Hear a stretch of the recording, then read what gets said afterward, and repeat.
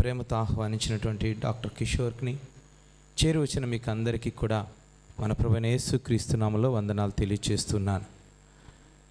ఈ ఉదయకాల సమయంలో కొద్ది సమయము మీతో సమయాన్ని వెచ్చించడానికి, మీతో మాట్లాడడానికి ప్రభు ఇచ్చినటువంటి శ్రేష్టమైన సమయాన్ని బట్టి నేను ప్రభువుకి ఎంతగానో స్తుతి చెల్లిస్తున్నాను. ఈ సమయంలో ఒక చిన్న ప్రార్థన చేసుకుందాం. తర్వాత కొన్ని ప్రాముఖ్యమైన విషయాల్ని మనం ధ్యానం చేసుకుందాం. సర్వోన్నతుడా, మహోన్నతుడా, మహిమ కలిగిన దేవా, నీకు స్తుతి చెల్లించుకుంటున్నాం. ప్రభా, మమ్మల్ని ప్రేమించి మాకు ఇచ్చిన శ్రేష్టమైన సమయాన్ని బట్టి మీకు స్తుతి చెల్లించుకుంటున్నాం. ఇదిగో నా తండ్రి, ఈ ప్రత్యేకమైనటువంటి సమయంలో కొద్ది సమయము నీ మాటలు మేము ధ్యానం చేయడానికి మీరు ఇచ్చిన కృపను బట్టి మీకు స్తుతి చెల్లించుకుంటున్నాం.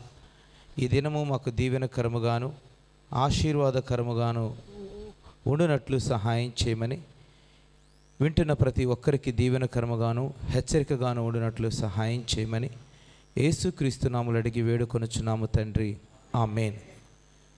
క్రీస్తునందు ప్రియమైనటువంటి దేవుని బిడ్డలారా, ఈ సమయంలో పరిశుద్ధ గ్రంథంలో నుంచి ఒక లేఖన భాగాన్ని చదువుకుందాం.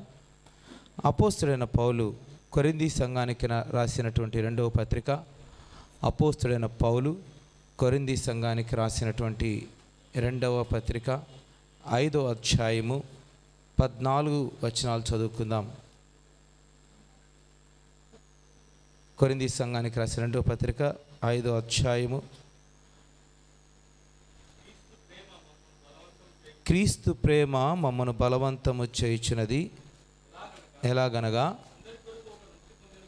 అందరి కొరకు ఒకరు మృతి పొందెను గనుక అందరూ మృతి పొందెదరనియు, జీవించు వారికి మీదట తమ కొరకు కాక తమ నిమిత్తము మృతి పొంది తిరిగి లేచిన వాని కొరకే జీవించుటకు ఆయన అందరి కొరకు మృతి పొందెననియు నిశ్చయించుకొనుచున్నాను. చాలా థ్యాంక్ యూ సో మచ్.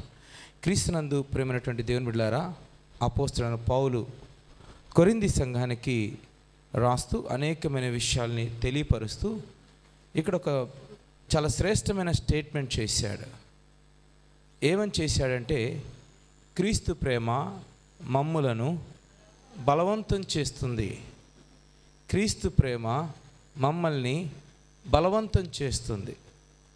ఏమని బలవంతం చేస్తుందంటే, ఇక మీదట క్రీస్తు కొరకే జీవించాలని, ఇక మీదట క్రీస్తు కొరకే జీవించాలని.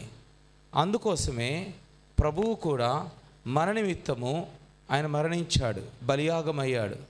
పర్పస్ ఏంటి అంటే, ఆయన మన కొరకు మరణించి మరణాన్ని జయించి తిరిగి లేచిన తర్వాత ఆయన యందు ఎవరైతే విశ్వాసం ఉంచారో, ఈ విశ్వాసం ఉంచిన వారందరూ కూడా ఇక మీదట తమ కొరకు కాక తమ నిమిత్తము మృతి పొంది తిరిగి లేచినటువంటి క్రీస్తు కొరకే జీవించాలని, అది ఉద్దేశం.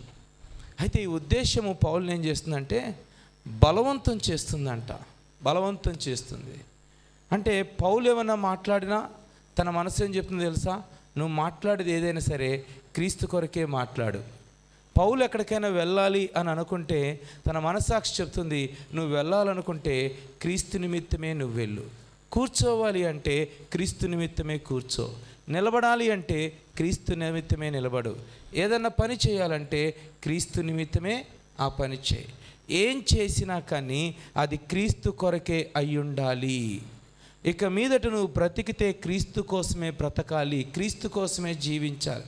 ఇంకా చెప్పాలంటే, ఈవెన్ నేను శ్వాస తీసుకున్నా కానీ అది క్రీస్తు నిమిత్తమే అయ్యుండాలి అన్నట్లుగా పౌలుకి అర్థమైంది. అందుకోసమే పౌలు అంటున్నాడు, క్రీస్తు ప్రేమ మమ్మల్ని బలవంతము చేయుచున్నది. To live for Christ, to live for Christ. ఈ ఉదయకాల సమయంలో మీ ముందుకు నేను ఒక ప్రశ్న తీసుకొని వస్తున్నాను. మరి మనమందరం కూడా జీవిస్తున్నాము. మనందరి కొరకు కూడా క్రీస్తు మరణించి మరణాన్ని జయించి తిరిగి లేచాడు, పునరుద్ధానుడయ్యాడు. ఈ విషయం, ఈ సత్యం మనకు అందరికి కూడా తెలుసు. యేసయ్యను మన సొంత రక్షకుడిగా అంగీకరించాము. అయితే ఇప్పుడు జీవిస్తున్నటువంటి మనము ఎవరి కోసం జీవిస్తున్నాం? ఇప్పుడు జీవిస్తున్నటువంటి మనము ఎవరి కోసం జీవిస్తున్నాం? ఎవరి కోసం బ్రతుకుతున్నాం? క్రీస్తునందు ప్రియమైన దేవుని బిడ్డలారా, నేను వాక్యంలోనికి ఇంకా వెళ్ళక మునుపు ఒక చిన్న సాక్ష్యాన్ని మీతో పంచుకోవాలని నేను ఇష్టపడుతున్నాను. ఒక చిన్న సాక్ష్యాన్ని నేను మీతో పంచుకుంటాను. ఆ చిన్న సాక్ష్యాన్ని మీతో పంచుకోవడానికి నేను మీకు ఒక వీడియో చూపించాలని నేను ఇష్టపడుతూ ఉన్నాను. మీకు ఒక వ్యక్తిని నేను పరిచయం చేస్తాను. బహుశా మీకు స్క్రీన్ క్లియర్గా కనిపిస్తుంది అనుకుంటున్నాను. నేను ఐ థింక్ ఈ లైట్ ఏమైనా ఆఫ్ చేస్తే ఏమైనా స్క్రీన్ క్లియర్గా కనిపిస్తుందేమో.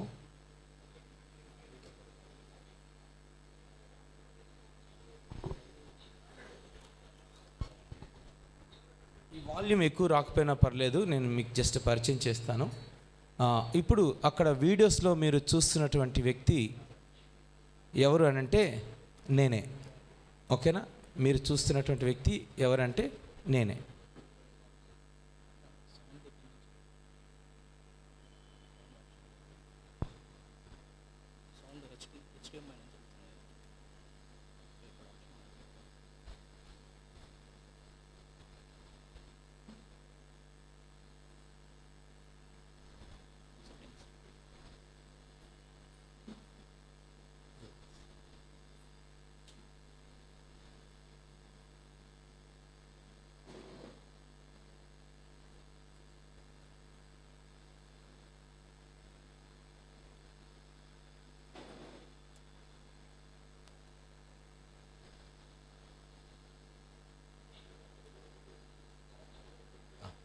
అక్కడ వాల్యూమ్ ఇచ్చి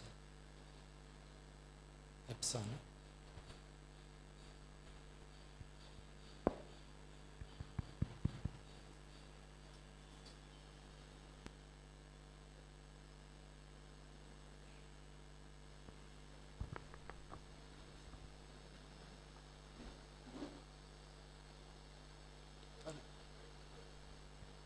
నా పేరు అజయ్ కుమార్. మాది ఆంధ్రప్రదేశ్ రాష్ట్రంలోని నెల్లూరు జిల్లా బిట్రగుంట మా స్వగ్రామం. చిన్నప్పటి నుంచి క్రైస్తవ కుటుంబంలో పుట్టి పెరిగాను, కానీ యేసుక్రీస్తుని సొంత రక్షకుడిగా అంగీకరించకుండా ఒక నామకార్థ క్రైస్తవుడిలాగా జీవిస్తూ ఉన్నాను. చిన్నప్పటి నుంచి ఫుట్బాల్ ఆట పట్ల నాకున్నటువంటి ఆసక్తిని బట్టి 1999వ సంవత్సరం నుంచి 2002 సంవత్సరం వరకు కూడా నేను నెల్లూరు జిల్లాలో ఒక ఫుట్బాల్ ప్లేయర్గా నేను ముందుకు కొనసాగిపోతూ ఉన్నాను. ఆ సమయంలో నా శరీరంలోనికి వచ్చినటువంటి ఒక బలహీనత నన్ను ఎంతగానో కృంగదీసింది. అనేక సంవత్సరాలు నేను మరణ పడక మీద ఎంతగానో అల్లాడవలసినటువంటి పరిస్థితి నాకు సంభవించింది.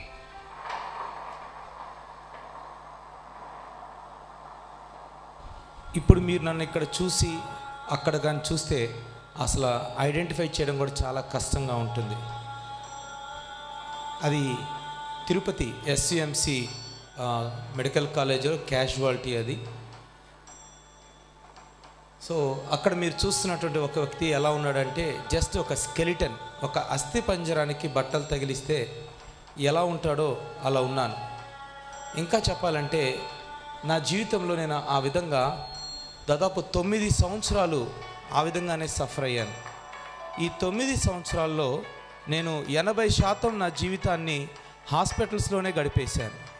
కేవలం 20% మాత్రమే నేను ఇంట్లో ఉండేటువంటి వాడిని. కేవలం 20%. ఆ సమయంలో ఆ వీడియో జస్ట్ బ్రదర్స్, అంటే ఇప్పుడు ఇందాక మాట్లాడగా డాక్టర్ వినోద్ అన్న, కిషోర్ కూడా ఇప్పుడు పక్కనే ఉన్నాడు, వాళ్ళు చాలా సరదాగా దాన్ని తీశారు. బట్ ఈరోజు అది నేను ఎవరికైనా చూపించడానికి కూడా అది నాకు హెల్ప్ఫుల్ అవుతుంది. అది అవన్నీ నా రియల్ ఫుటేజెస్ అవి. దాదాపు 8 సంవత్సరాలు నేను ఎంతగానో శారీరకంగా అనారోగ్యానికి సరే, ఓకేనా? సో ఆ విధంగా నేను 8 సంవత్సరాలు 80% నా జీవితాన్ని హాస్పిటల్స్లో గడిపేశాను. ఏం తిన్నా కానీ వామిటింగ్స్ అయిపోయేవి. ఏవి కూడా నా స్టమక్లో నిలబడేటువంటిది కాదు. ఒక రోజులో ఎలా కాదన్నా కానీ కనీసం 10 నుంచి 15 సార్లు వామిటింగ్స్ చేసుకునేవాడిని. ఏమీ తినేవాడిని కాదు నేను. కనీసం 2 నిమిషాలు మాట్లాడితే 2 నిమిషాల్లో కనీసం 10 సార్లన్నా దగ్గేవాడిని. దగ్గకుండా అసలు నేను ఉండేవాడిని కాదు. నాతో ఎవరైనా మాట్లాడేటప్పుడు ఒక 2 నిమిషాలు దగ్గకుండా మాట్లాడితే నేను వాళ్ళని చూసి ఆశ్చర్యపోయేవాడిని. కళ్ళలో నీళ్లు పెట్టుకొని, ప్రభువా నా జీవితంలో ఒక్కసారన్నా నేను కనీసం ఒక్కసారైనా దగ్గకుండా మాట్లాడగలనా? 2 నిమిషాలు చాలు ప్రభువా అనుకున్నాను నేను. 2 నిమిషాలు చాలు ప్రభువా అని అనుకునేవాడిని నేను. ఎందుకంటే నాకు తెలుసు దగ్గుతో నేను ఎంత సఫర్ అయ్యానో. ఎన్నో హాస్పిటల్స్కి వెళ్ళాను, ఎంతోమందికి నేను వైద్యం చేయించుకున్నాను. వెళ్ళిన ప్రతి ఒక్కరు కూడా నాకు ఏ ప్రాబ్లం లేదని చెప్పి వెళ్ళిపోతున్నారు, చెప్పి పంపించేస్తున్నారు. కానీ నాకు అర్థమవుతుంది నేను ఎంత సఫర్ అవుతున్నాను. నేనేమో మరణానికి అత్యంత సమీపంగా అవుతున్నాను. నేను యాక్చువల్గా నెల్లూరు డిస్ట్రిక్ట్ ఫుట్బాల్ ప్లేయర్గా ఉండేవాడిని, 62 కేజీలు ఉండేవాడిని. ఎప్పుడైతే ఈ బలహీనత వచ్చిందో ఒకసారిగా 40 కేజెస్కి పడిపోయాను. నేను 40 కేజెస్కి పడిపోయాను, ఒక స్కెలిటన్ లాగా తయారైపోయాను. నా గురించి బయట రకరకాలుగా మాట్లాడుకుంటున్నారు. బాగా వెయిట్లెస్ అయిపోతున్నాను, ఒక స్కెలిటన్ లాగా తయారైపోతున్నాను, ఏమీ తీసుకోలేకపోతున్నాను. కాబట్టి కొంతమంది అనుకున్నారు వీడికి ఎయిడ్స్ జబ్బు వచ్చింది, వీడు ఇంకెక్కువ రోజులు బ్రతకడు. నా గురించి బయట జనాలు అలా మాట్లాడుకుంటున్నారు. కొంతమంది ఏమో వీడికి టీవీ జబ్బు వచ్చిందని మాట్లాడుకుంటున్నారు, కొంతమంది క్యాన్సర్ వచ్చిందని మాట్లాడుకుంటున్నారు, కొంతమంది ఏమో అసలు వైద్యుడే ఇంకా కనిపెట్టినటువంటి కొత్త రకమైన జబ్బు ఏదన్నా వచ్చి ఉంటుంది, అందుకోసం వీడిని ఏ హాస్పిటల్ కన్నా ఏం లేదని చెప్పి పంపించేస్తున్నారు. ఇంకొంతమందికి ఏమో ఇవన్నీ కాదు, అసలు వీడికి ఏదో దయ్యం పట్టింది, ఆ దయ్యం వీడిని చంపి తీసుకొని వెళ్ళిపోవాలని ప్రయత్నాలు చేస్తుంది అని మాట్లాడుకుంటున్నారు. నిజం చెప్పాలంటే నాకు వచ్చిన బలహీనత కంటే చుట్టుపక్కల ప్రజలు మాట్లాడేటువంటి మాటలు నన్ను మరి ఎక్కువ వేదనకు గురి చేశాయి. ఈ మాటలు ఏం చేశాయంటే, అరే అసలు ఎందుకు బ్రతకాలి, చచ్చిపోతే మేలు కదా అని అనుకునేవాడిని. ఆ విధంగా ఎన్నోసార్లు. కానీ చనిపోవాలంటే భయం. ఎందుకని? చిన్నప్పటి నుంచి సండే స్కూల్స్లో కథలు విన్నాం, చనిపోతే ఆత్మహత్య చేసుకుంటే నరకానికి వెళ్ళిపోతామేమో అని. అరే ఈ లోకంలో ఈ సమస్యనే భరించలేకపోతే ఇంకా ఆ నరకంలో ఆ సమస్యను ఏ విధంగా భరించగలం? ఈ లోకంలో ఈ సమస్యను తప్పించుకోవడానికి ఒకవేళ ఆత్మహత్య అనేటువంటిది ఒకళ్ళకి మార్గం అని అనుకుంటే, రేపు నరకంలో పడిన తర్వాత అక్కడి నుంచి నాకు తప్పించుకోవడానికి మార్గం ఉందా? నరకంలో పడిన తర్వాత అగ్ని ఆరదు, పురుగు చావదు. అక్కడ ఆ బాధను భరించలేక అక్కడ కూడా నేను సూసైడ్ చేసుకుంటానంటే కుదురుతుందా? కుదరదు. సో ఆ సమస్య ఏదో, ఆ జబ్బేదో, ఆ పెయిన్ ఏదో ఇక్కడే భరించడం మేలని చెప్పి ఆ విధంగా నేను సఫర్ అవుతూ వచ్చేవాడిని. అయితే చెప్పాను కదా, 80% నేను హాస్పిటల్స్లోనే నేను లైఫ్ని గడిపేశాను. 80% హాస్పిటల్స్లోనే. ఎన్నోసార్లు నేను చెన్నై పోతేరి నేను హాస్పిటల్లో ఎస్ఆర్ఎం మెడికల్ హాస్పిటల్స్లోను, తర్వాత మన ఎస్విఎంసీలో అంటే వినోదన్న వీళ్ళందరూ అక్కడ ఉండేవాళ్ళు కాబట్టి అక్కడికి వచ్చి ఎప్పుడు అక్కడ అడ్మిట్ అవుతూ ఉండేవాడిని నేను. పేషెంట్ అజయ్ ఏడంటే ఏదో ఒక కేర్ ఆఫ్ అడ్రస్ ఏంటంటే ఏదో ఒక హాస్పిటల్ అడ్మిట్ అయి ఉంటాడు వాడు. ఇది నా జీవితం. నా మీద కూడా నేను కంప్లీట్గా నిరీక్షణ కోల్పోయాను. ఇంకా నేను బ్రతుకుతానన్న ఆశ నేను కోల్పోయాను. కొన్నిసార్లు నిలువుటద్దం ముందు నించుకొని ఇలా కళ్ళు మూసుకొని, ఒకవేళ రేపు నేను చనిపోతే నా డెడ్ బాడీని ఇలాగే పెట్టేస్తారేమో, అందరు నా దగ్గర ఇలా కూర్చొని ఏడుస్తారేమో. ఈవెన్ నాకు రాత్రి కళ్ళు వచ్చినా కానీ ఎలాంటి కళ్ళు వచ్చాయంటే నేను చనిపోయినట్టు, మా అమ్మ వాళ్ళందరూ నా పక్కన కూర్చొని ఏడుస్తున్నట్లు.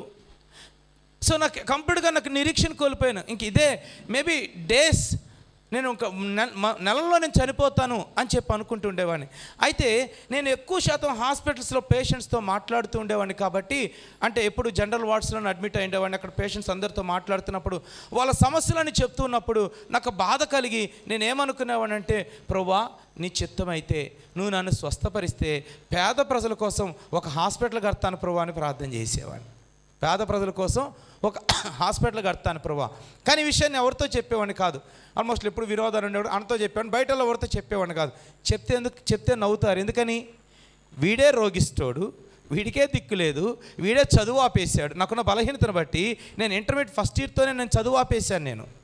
సో నా క్వాలిఫికేషన్ మొన్నటిదాకా కూడా ఏంటి అని అంటే 10th క్లాస్ పాస్ అంతే. నాకు చదువు లేదు, ఆరోగ్యం లేదు, నేనే రోగిస్తోని 24/7 ఎప్పుడు ఏదో ఒక హాస్పిటల్లో అడ్మిట్ అయి ఉంటాను. మరి నేనేంటి హాస్పిటల్ గడిచడం ఏంటి? ఇది చాలా ఫన్నీగా ఉంది కదా అని నాలో నేను అనుకునేవాడిని. కానీ ప్రార్థన చేయడం మాత్రం ఆపలేదు. ఎలా ప్రార్థన చేసేవాడిని అంటే నాకు బాగా గుర్తు. ఎందుకంటే అత్యధిక శాతం 80% నేను ఎస్ఆర్ఎం పోతేరి అక్కడ చెన్నైలో అక్కడ హాస్పిటల్ అడ్మిట్ అయి ఉండేవాడిని. నన్ను ఎండోస్కోపీ రూమ్ తీసుకుని వెళ్తే అక్కడికి వెళ్ళి కూర్చొని అంటే ముందు లైన్లో ఉంటాం కదా, వెనకాల కూర్చొని ప్రభా రేపు మేము కట్టించిపోయే హాస్పిటల్లో ఇలాంటి ఎండోస్కోపీ రూమ్ ఉండాలి ప్రభా అని ప్రార్థన చేసేవాడిని. స్కానింగ్ రూమ్ తీసుకుని వెళ్తే అక్కడ చేయబెట్టి ప్రభా రేపు మేము కట్టించిపోయే హాస్పిటల్లో ఇలాంటి స్కానింగ్ రూమ్ ఉండాలి. మేల్ సర్జికల్ వార్డులో తీసుకెళ్ళి అక్కడ బండేస్తే ఈవెన్ అక్కడ మంచాలు బాగున్నాయనుకో, రేపు మేము కట్టించిపోయే హాస్పిటల్లో ఇలాగ ఉండాలి ప్రభు పేషెంట్స్కి కంఫర్టబుల్గా మంచాలు అని వాటి మీద చెయ్యి పెట్టి ప్రార్థన చేసేవాడిని. ఆఖరికి అటెండర్స్ వచ్చి కూర్చుంటారు కదా, ఆ రూములకు కూడా వెళ్ళి ప్రభా మేము కట్టించబోయేటువంటి హాస్పిటల్లో అటెండర్స్ కూర్చోవడానికి ఇలాంటి కంఫర్టబుల్గా ఒక హాల్ ఉండాలి ప్రభా అని ప్రార్థన చేసేవాడిని. ప్రార్థన అయితే చేసేవాడిని, మరలా నాకు నేను వచ్చి నవ్వుకునేవాడిని. అరే మనమే రోగిస్తోళ్ళం, మనమే రేపో మాపో చచ్చిపోతున్నాం, మనకి ఎలాంటి హోప్ లేదు. ఎందుకంటే నాకు తెలుసు మా అమ్మ నా నాన్న ఎన్నోసార్లు ఫోన్ చేసి, మా బంధువులకు ఫోన్ చేసి ఇంటికి పిలిపించి ఇక వీడు ఎక్కువ కాలం బతకడు, ఒకసారి చివరిగా చూసుకొని వెళ్ళండి అని అంటే వాళ్ళు నా దగ్గరకు వచ్చి నన్ను చూసి ధైర్యం చెప్పి ఏం కాదులేరా నువ్వు బ్రతుకుపోతావు అని చెప్పి పక్కకి వెళ్ళి మమ్మల్తో మాట్లాడేవాళ్ళు. అక్క ఇంక వీడి సంగతి ఇంతేనా, ఇంతేనా వీడి సంగతి, ఏంటక్క వీడు ఇలా అయిపోయాడు. నేను ఒకప్పుడు కేవలం తినడం కోసం బ్రతికేవాడిని. దోశలు చేసిన ఇడ్లీలు చేసిన 10 తక్కువకు తినేవాడిని కాదు నేను. అలాంటిది నాకు ఈ బలహీనత వచ్చిన తర్వాత ఒక్క ఇడ్లీ పెట్టినా కానీ ఆ ఒక్క ఇడ్లీని చూసి కళ్ళలో నీళ్లు పెట్టుకునేవాడిని, ఏడ్ చేసేవాడిని. నేను ఏమి తినలేను, తినాలంటే భయం, గడగడ వణికిపోయేవాడిని. ఏం తిన్నా వామిటింగ్స్ వచ్చేస్తాయి, అది నా భయం. సో ఈ విధంగా ఒక పక్క నేను సఫర్ అవుతూనే మరొక పక్క నేను హాస్పిటల్లో ప్రార్థన చేస్తున్నాను. ఏ హాస్పిటల్లో అడ్మిట్ చేస్తే ఆ హాస్పిటల్లో కూర్చోవడం, ఆ హాస్పిటల్లో నాకు ఏదైనా కొత్తగా ఒక వస్తువు కనబడితే ఆ వస్తువు మీద చేయబెట్టి ప్రార్థన చేయడం. సో ఈ విధంగా నా లైఫ్ వెళ్ళిపోతున్నటువంటి సమయంలో ఆ విధంగానే చిన్నగా ఒక 8 సంవత్సరాలు అదే సమయంలో నేను యేసు ప్రభువుని నా రక్షకుడిగా అంగీకరించడం, తర్వాత నేను బైబిల్ కాలేజీకి వెళ్ళడం. ఈవెన్ బైబిల్ కాలేజీలో కూడా 80% నేను హాస్పిటల్స్లో అడ్మిట్ అయ్యేవాడిని, 20% మాత్రమే ఇంట్లో కాలేజీలో కూర్చునేవాడిని. పేరెంట్స్ అడిగితే 2 చేతులు సెలైన్లు పెట్టుకొని మంచంలో పండుకొని ఎలా ఉన్నావు అంటే నాకేం మమ్మీ హాస్టల్లో బంగారంగా ఉన్నానని చెప్పేవాడిని. అంటే బాగలేదు నేను హాస్పిటల్ అడ్మిట్ అని చెప్తే ఎక్కడ నన్ను ఇంటికి తీసుకొని వెళ్ళిపోతారేమోనని.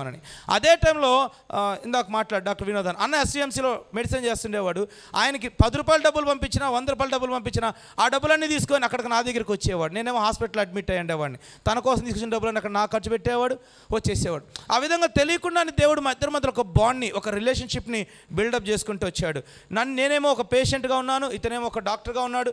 ఈ విధంగా మా ఇద్దరిని దేవుడు జతపరిచి ముందుకు తీసుకొని వస్తున్నాడు. ఆ తర్వాత చిన్నగా నేను దేవుని కృపను బట్టి బైబిల్ ట్రైనింగ్ కంప్లీట్ చేశాను. నెల్లూరుకు వచ్చేసిన తర్వాత చిన్నగా దాదాపు ఒక 8 సంవత్సరాల తర్వాత ప్రభువు నాకు హీలింగ్ ఇవ్వడం ప్రారంభించాడు. ప్రభువు నాకు ఇచ్చిన స్వస్థతను బట్టే ఇదిగో ఈరోజు మీరు నన్ను ఎలా చూస్తున్నారో నేను అలా ఉన్నాను. ఒకప్పుడు నేను అలా ఉండేవాడిని, అయితే ప్రభు ఉచితమైన కృపను బట్టి ఈరోజు నేను ఇక్కడ ఉన్నాను. అయితే అక్కడ చాలా సంఘటనలు జరిగాయి, చాలా అనేకమైన పాఠాలు దేవుడు నాకు నేర్పించాడు. అయితే ఇవన్నీ పంచుకోవడానికి ఈరోజు సమయం కాదు కాబట్టి నేను కేవలం జస్ట్ ఒక మెయిన్ పాయింట్నే టచ్ చేస్తున్నాను. అసలు ఈ మెయిన్ పాయింట్ని కూడా ఎందుకు టచ్ చేయాల్సి వచ్చింది, ఎందుకు నేను ఆ ఫ్లాష్ బ్యాక్ వెళ్ళాల్సి వచ్చిందంటే దానికి ఇప్పుడు నేను చేసే పరిచర్కి ఒక కనెక్షన్ ఉంది. ఇది చెప్పడం కోసమే నేను మీకు ఆ విషయాన్ని చెప్పాను.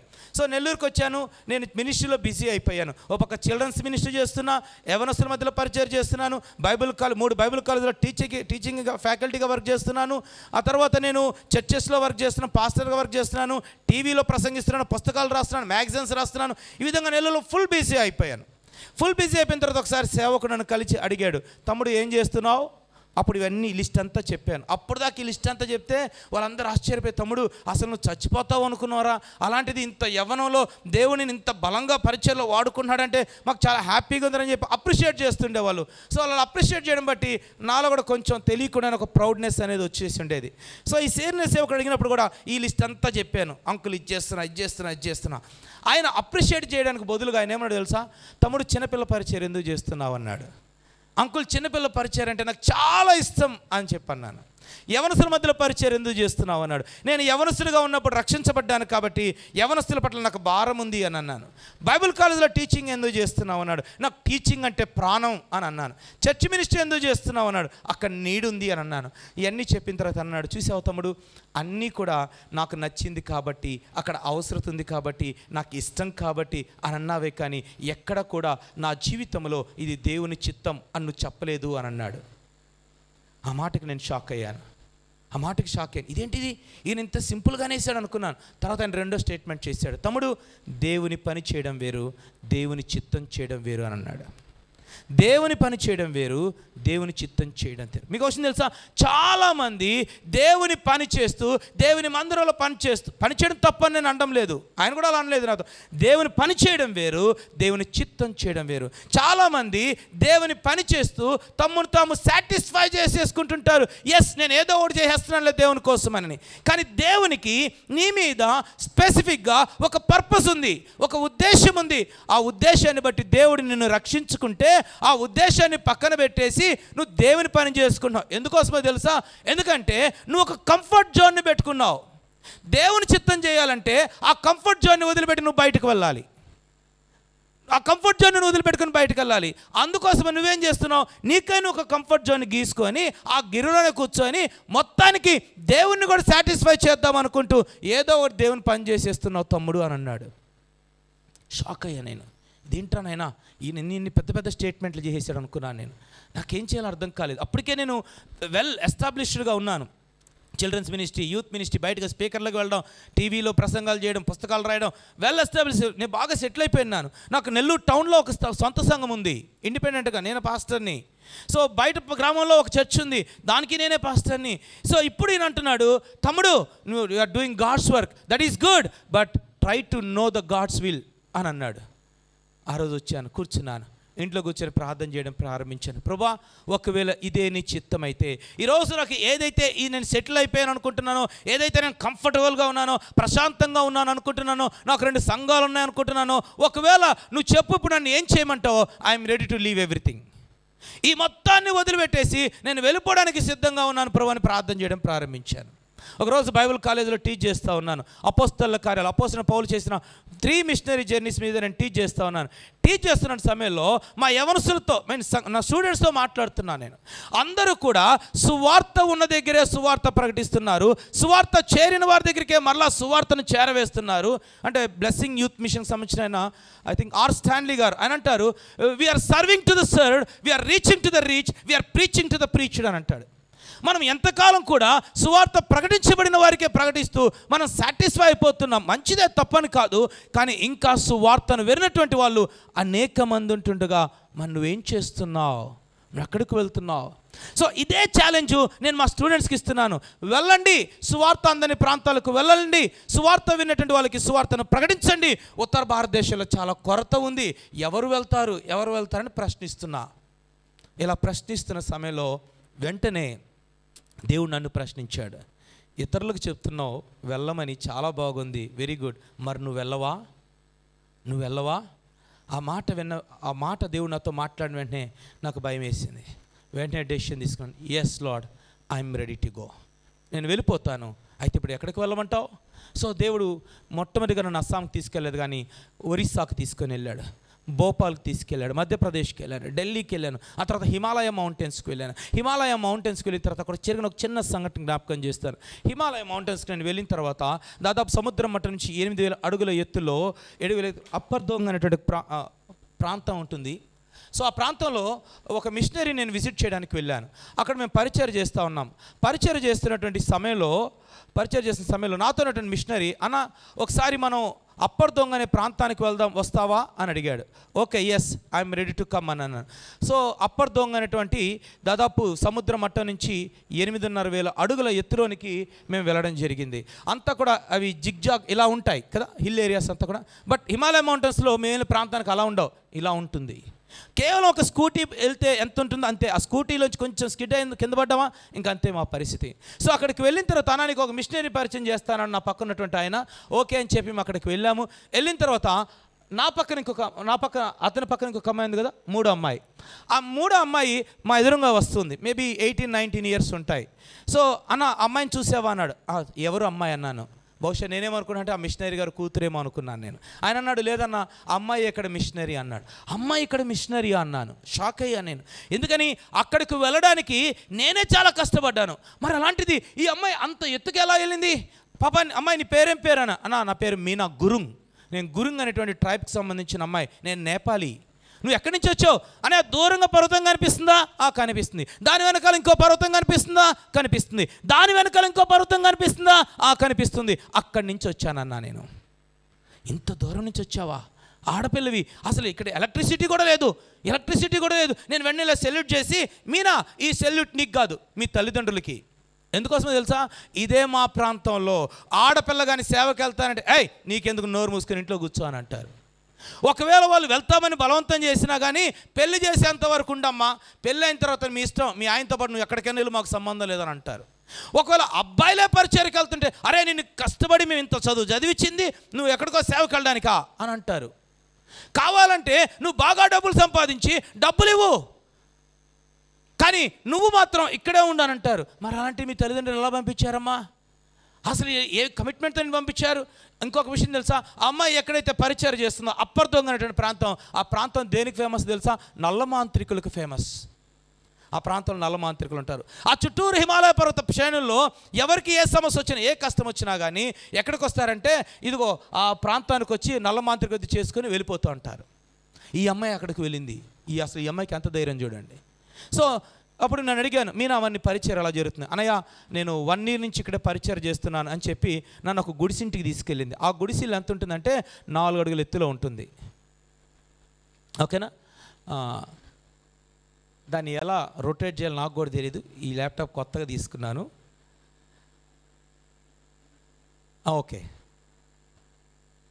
సో ఒక ఇంటికి తీసుకెళ్ళింది. ఆ ఇల్లు 4 అడుగుల ఎత్తులు ఉంటుంది. ఆ ఇంట్లో 2 వ్యక్తులు ఉంటారు. ఒక ఆయన 3 అడుగుల ఎత్తు, ఇంకొక ఆయన 2.5 అడుగుల ఎత్తు. మేబీ 3.5 అడుగులు 2.5 అడుగులు ఎత్తుంటారు అంతే. ఈయన వయసు 80 సంవత్సరాలు, అటు పక్కన ఆయన వయసు 75 సంవత్సరాలు. వాళ్ళిద్దరికి పెళ్లి కాదు, వాళ్ళిద్దరే అన్నదమ్ముళ్ళు. ఈయనకేమో దాదాపు 80 సంవత్సరాలు ఉంటాయి, అటు పక్క ఆయనకి 75 సంవత్సరాలు ఉంటాయి. వాళ్ళ ఇంటికి తీసుకుని వెళ్ళి వాళ్ళిద్దరిని పరిచయం చేసింది. నేను అడిగాను, మీనా ఎంతకు వీళ్ళిద్దరు ఎవరు అన్నాను. అంటే మీనా చెప్పింది, అన్న ఈ ప్రాంతంలో ఉండే నల్లమాంత్రికులు వీళ్ళిద్దరే. పెద్ద నల్లమాంత్రికులు ఎవరు? వీళ్ళిద్దరే. ఇక్కడ ఎవరికి ఏ సమస్య వచ్చినా కానీ వీళ్ళ దగ్గరికే వస్తారన్నది. నేను షాక్ అయ్యాను. నా షాక్ ఏంటంటే వీళ్ళు నల్లమాంత్రికులు అయితే అసలు వీళ్ళ దగ్గర నన్ను ఎందుకు తీసుకొని వచ్చో, వీళ్ళ దగ్గర నన్ను ఎందుకు తీసుకొచ్చో, అది నా సమస్య. నాకు ఒక పక్క నాకే భయం వేస్తుంది, అమ్మో వీళ్ళు నల్లమాంత్రికులు అంట. మీనా చెప్పింది, అన్నయ్య నేను ఇక్కడికి వచ్చి సంవత్సరం అయింది పరిచర్య ప్రారంభించి. ఈ సంవత్సరం రోజుల్లో యేసయ్య నాకు ఇచ్చినటువంటి మొదటి ప్రథమ ఫలాలు ఇదిగో 2 నల్లమాంత్రికులే అని చెప్పాను. 2 నల్లమాంత్రికులు అని చెప్పింది. కళ్ళలో నీళ్లు పడిపోయాయి నాకు. మీనా ఇప్పుడు దాకా నేను ఏదో చేసేస్తున్నాను దేవుని కోసం అనుకున్నా. నిన్ను చూసిస్తే నాకు సిగ్గు అనిపిస్తుంది. నేను దేవుని కోసం ఏం చేస్తూ ఉన్నాను? నేను ఎప్పుడు కూడా నా దేవుని దగ్గరికి వస్తే నా దేవుడు నాకేమిచ్చాడు అనుకుంటున్నానే కానీ what shall I do for my God? నా దేవుని కోసం నేను ఏం చేయగలను, ఏం చేస్తాను ప్రభా, ఏం చేయమంటావు అని ఎప్పుడు అడగలా. అందుకోసం ఇందాక మనం మాట చదువుకున్నాం, క్రీస్తు ప్రేమ పౌల్ని బలవంతం చేస్తుందంట. ఇక మీదట లివ్ ఫర్ క్రైస్ట్, క్రీస్తు కోసం జీవించానని. మనం ఎంతకాడికి క్రీస్తు దగ్గరికి వస్తే యేసయ్య నాకేమిచ్చావు, నేను రక్షించబడి ఇన్ని సంవత్సరాలు, బాప్తిసం తీసుకొని ఎన్ని సంవత్సరాలు, ఇంకా నాకేమిచ్చావు? క్రీస్తునందు ప్రియమైన దేవుని బిడ్డలారా, మనం క్రీస్తు కోసం ఏం చేస్తున్నాం? యేసయ్య మనకు ఏం చేశాడో, ఏమిచ్చాడో అసలు మనం కౌంట్ చేసుకుంటే ఆకాశం అంతా పేపర్ తీసుకొని, సముద్రం అంతా ఇంకు తీసుకొని రాసినా కానీ సరిపోతుంది. ఆయన మన కోసం సమస్తాన్ని విడిచిపెట్టి వచ్చేసాడు. ఆయనకి లేదా కంఫర్టబుల్ జోను, ఆయనకి లేదా లగ్జరీ లైఫ్. ఆయన ఒక మంచి సింహాసనం వేసుకొని ప్రశాంతంగా కాలు మీద కాలు వేసుకొని ఆకాశం అంతా ఎత్తైనటువంటి సింహాసనం మీద ఆయన కూర్చొని ఉంటే నీ కోసం నా కోసం సమస్తమును విడిచిపెట్టి, తన మహిమను ఘనతను ఆధిక్యతను సమస్తమును విడిచిపెట్టి ఆయన ఈ భూలోకంలోకి వచ్చి, ఆయన వచ్చే ముందు పరిస్థితి ఏంటో తెలుసా? యేసయ్యకి సమస్తం తెలీదా? సమస్తం తెలుసు. ఊరికి మీకు అర్థం కాదని చెప్తున్నా. డాడీ అన్నాడు, మై సన్ నువ్వు నా కోసం భూలోకానికి వెళ్ళాలి. Yes father, I'm ready to go. అయితే నీకు ఒక విషయం తెలుసా? నువ్వు అక్కడికి వెళ్ళిన తర్వాత నువ్వు వాళ్ళు రక్షించడం కోసం వెళ్తున్నావు, కానీ అక్కడికి వెళ్ళిన తర్వాత వాళ్ళు నీ ముఖం మీద కేకరించి ఉమ్మేస్తారు. అప్పుడు కుమారుడు అన్నాడు, yes father, it's okay, no problem. అంత మాత్రమే కాదు, నీ మీకు ముఖం మీద పిడిగుద్దులు గుద్దుతారు. Yes father, it's okay, I'm ready to go. అంత మాత్రమే కాదు, నిన్ను వ్యవస్థగా చేసి భూమికి ఆకాశానికి మధ్యలో నిన్ను వేలాడదీసి నిన్ను భయంకరంగా కొరడాలతో కొట్టి హింసించి నీ మీద తల మీద మొండ్ల కిరీటాన్ని పెట్టి వేధిస్తారంటే yes father, I'm ready to go. ఇవన్నీ తెలియదా ప్రభువుకి? అన్ని ప్రభువుకి సమస్తము తెలుసు. బట్ అయినప్పటికీ ఆయన ఇంత సాక్రిఫైస్ ఎవరి కోసం చేశాడు?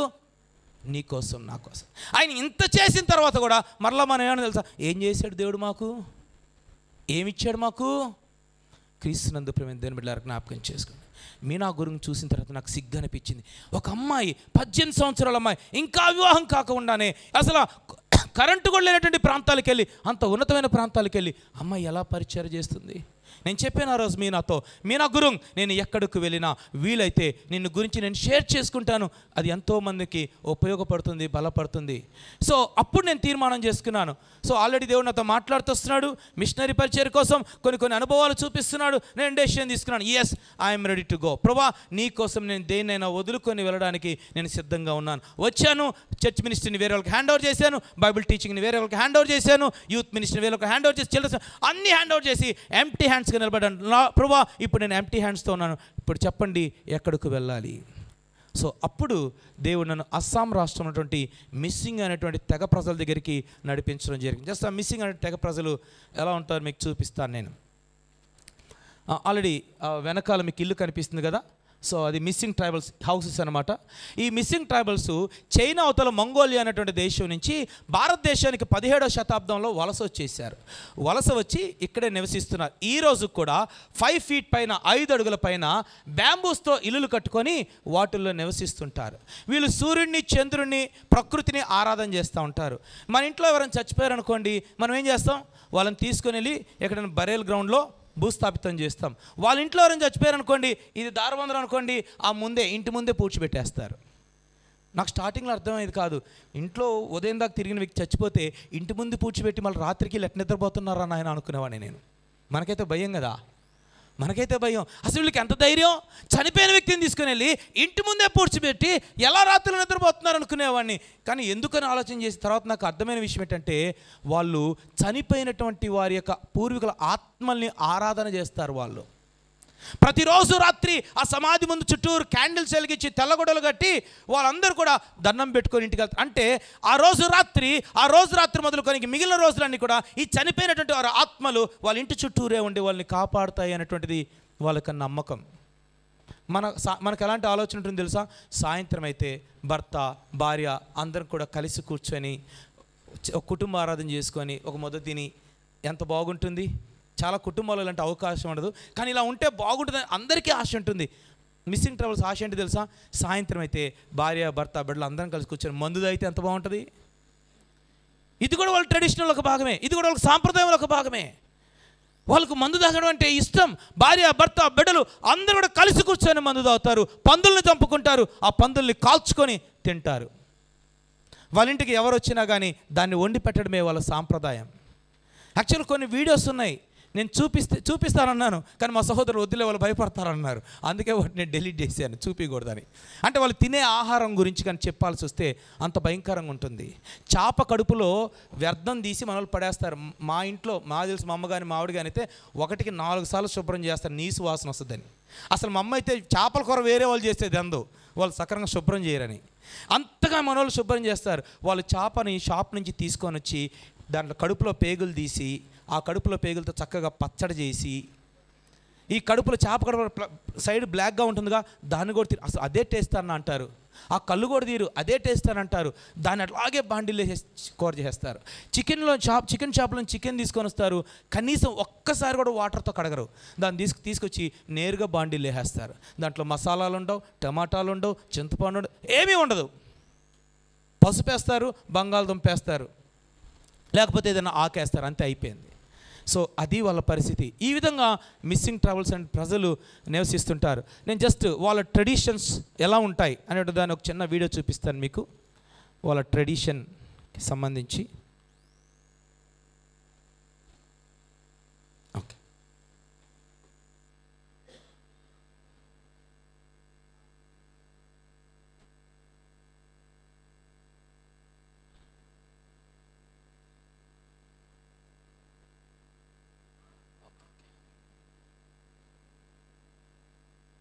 వీళ్ళు మిస్సింగ్ ట్రైబల్స్. వీళ్ళు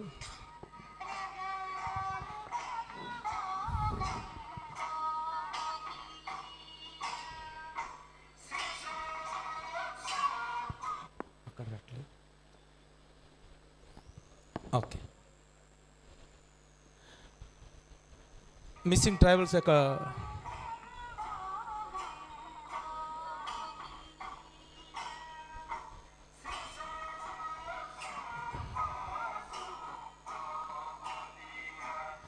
అది మిస్సింగ్ ట్రైబల్స్ యొక్క ట్రెడిషనల్ డ్రెస్. అది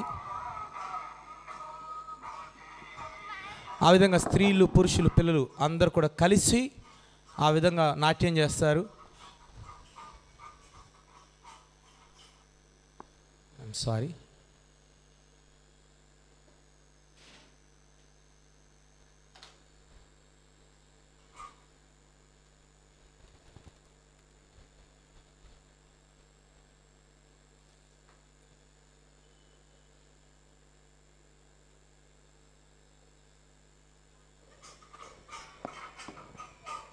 సో చూడండి, చిన్న పిల్లలు కూడా ఆ ట్రెడిషనల్ డ్రెస్ని వాళ్ళే తయారు చేసుకుంటారు. వాళ్ళు ఎక్కడ కొనరు, వాళ్ళే తయారు చేసుకొని వాళ్ళే కుట్టుకొని వాళ్ళు ఆ ట్రెడిషనల్ డ్రెస్ వేసుకుంటారు. సో అది ఏ ఫెస్టివల్ అయినప్పటికీ కూడా, అంటే వీళ్ళు ఇప్పుడు ప్రభువు నమ్ముకున్నారు కాబట్టి వీళ్ళు మందు తాగరు.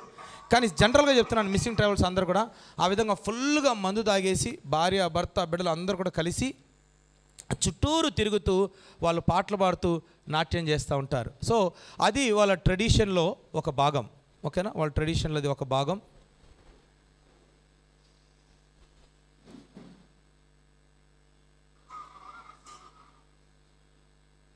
ఓకే, సో ఈ మిస్సింగ్ ట్రావెల్స్కు దగ్గరికి వెళ్ళడానికి ప్రభు కృప చూపించాడు. సో మిస్సింగ్ ట్రావెల్స్ దగ్గరికి వెళ్ళాను నేను, వస్తున్నాను. అక్కడ నాకు నీడ్ అర్థమవుతూ వస్తుంది. ఆల్రెడీ ఇక్కడ నేను చిల్డ్రన్స్ మినిస్ట్రీలో బాగా ఎక్విప్ అయినాను కాబట్టి ఇక్కడ దేవుడు నాకు ఇచ్చిన గిఫ్ట్స్ అన్నిటిని కూడా అప్పటికి ఉపయోగించి ఒక్కొక్క విలేజ్కి వెళ్ళడం, అక్కడ కొంతమంది పిల్లల్ని గ్యాదర్ చేయడము. డైరెక్ట్గా అక్కడ గాస్పెల్ చెప్తే ఒప్పుకోరు. సో కొన్ని అబ్జెక్షన్స్ ఉన్నాయి కాబట్టి ముందు ఆ పిల్లలందరినీ కూడా గ్యాదర్ చేసి అక్కడ కూర్చోబెట్టుకొని వాళ్ళకి హెల్త్ టిప్స్ గురించి చెప్తాను. తర్వాత ఎడ్యుకేషన్ యొక్క ఇంపార్టెంట్ గురించి చెప్తాను. వాళ్ళు 3 రోజులకు ఒకసారి స్నానం చేస్తారు, 4 రోజులకు ఒకసారి బట్టలు మారుస్తారు. దాదాపు 70% మందికి అందరు కూడా స్కిన్ డిసీజెస్ ఉంటాయి, చాలా ఇబ్బంది పడుతుంటారు. కాబట్టి వాళ్ళకి హెల్త్ టిప్స్ గురించి చెప్తుంటాం. పెద్దవాళ్ళు కనెక్ట్ అయిపోతారు. అవును సార్, మా పిల్లలకి అలా చెప్పండి సార్, స్నానం చేసుకోమని చెప్పండి సార్ అని చెప్తుంటారు. సో దీన్ని బేస్ చేసుకొని లాస్ట్లో పప్పెట్ షో, మ్యాజిక్ షో చేస్తూ దాని ద్వారా గాస్పెల్ రీచ్ చేస్తూ ఉండేవాడిని. అప్పుడు ఒక చిన్న ఆలోచన వచ్చింది, అరే నేను ఒక్కడనే చేస్తున్నాను, ఒకసారి ఇద్దరు ఒక మెడికల్ క్యాంప్ పెట్టి, మన దగ్గర డాక్టర్స్ ఉన్నారు కదా, మన బ్రదర్స్ ఒకసారి వీళ్ళని తీసుకొని వస్తే బాగుంటుంది అని చెప్పి ఒక చిన్న దేవుడు తలంపిస్తే ఒకసారి వినోదాన్ని, డాక్టర్ సాల్మన్ని వీళ్ళిద్దరిని కూడా ఫస్ట్ టైం ఒక మెడికల్ క్యాంప్ తీసుకుని వెళ్ళాను. మెడికల్ క్యాంప్ తీసుకెళ్ళిన తర్వాత అక్కడ దేవుడు కొన్ని కార్యాలు చేయడం ప్రారంభించాడు. దేవుడు జరిగించినటువంటి కొన్ని కార్యాలను బట్టి మాకు అర్థమవుతూ వచ్చింది ఇక్కడ ఎంత నీడ్ ఉంది అనేటువంటిది. మేమున్నటువంటి భూభాగంలోనే మజూలి అనేటువంటి ఒక ఐలాండ్ ఉంది. ఈ మజూలి అనేటువంటి ఐలాండ్లో ఒక ఆయన మొట్టమొదటిగా యేసుప్రభుని తన సొంత రక్షకుడిగా అంగీకరించాడు. ఆయనకి మిషనరీ గారు ఒక పరిశుద్ధ గ్రంథాన్ని బహుమానంగా ఇచ్చాడు. ఆయనకి చదువు రాదు, కానీ అయినప్పటికీ ఇది బైబిల్ దేవునికి సంబంధించిన పుస్తకం అని అనుకున్నాడు, దాన్ని కౌగిలించుకున్నాడు.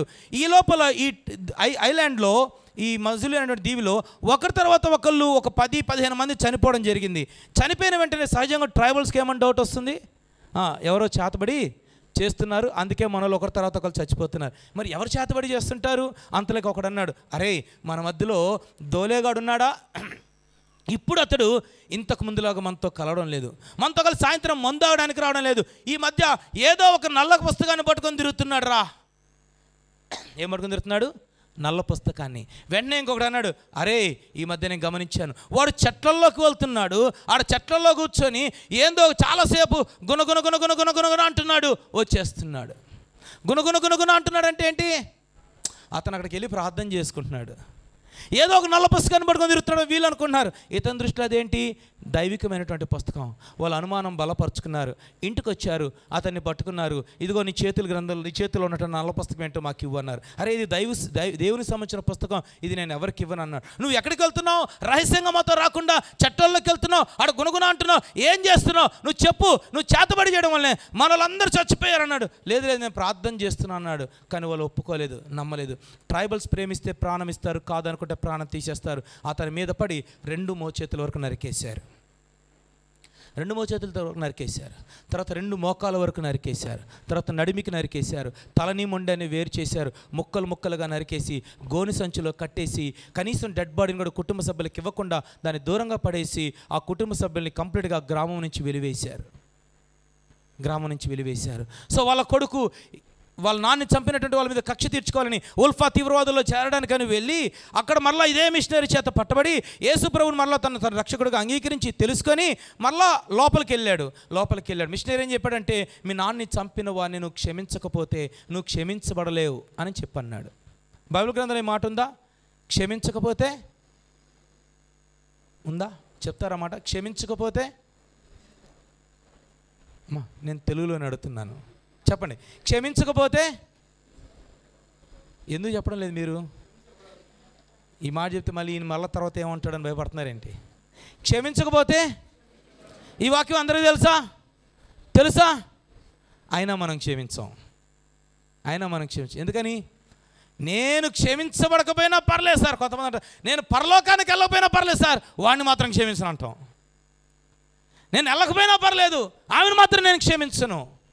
క్రీస్తునందు ప్రియమైన దేవుని వాక్యం ఎంత స్పష్టంగా తెలియజేస్తుందంటే, నువ్వు క్షమించకపోతే నువ్వు క్షమించబడలేవు.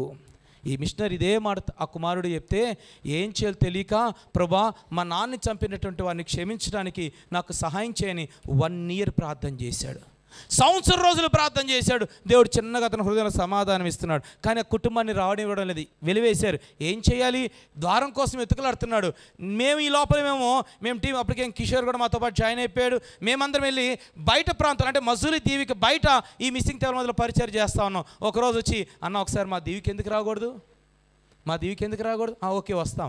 ఇంత దూరం వచ్చిన అక్కడికి రావా అని చెప్పాం. వచ్చాం, ఓడెక్కాం. సగం దూరం వెళ్ళిన తర్వాత చెప్తున్నాడు, అన్న మజీల్లో పరిస్థితి ఇది, మీరు అక్కడికి రండి, సువార్త చెప్పొద్దు, ప్రార్థన చేయొద్దు, వైద్యం చేసి మాత్రం రండి అన్నాడు. ఏమి అంటే, ఇదిగో మా నాన్న ఇలా చంపేశారు. అరే అబ్బాయి, ఈ విషయాలను ముందే చెప్పాలిగా మాకు కదా, ముందే చెప్పాలి కదా. ముందు చెప్పలేదు. ముందు చెప్పకుండా సగం దూరం తీసుకెళ్ళిన తర్వాత చెప్పాడు. ఇంకేం చేస్తాం? వేరే ఆప్షన్ లేదు మాకు. మొత్తానికి వెళ్ళిపోయాం, లోపలికి వెళ్ళిపోయాం. మెడికల్ క్యాంప్ చేస్తున్నాం, గాస్పల్ చెప్పలేదు, ప్రార్థన చేయలేదు. ఎందుకంటే మాకు తెలుసు వాళ్ళు ఎంత కఠినాత్మలో. అంత అయిపోతుంది.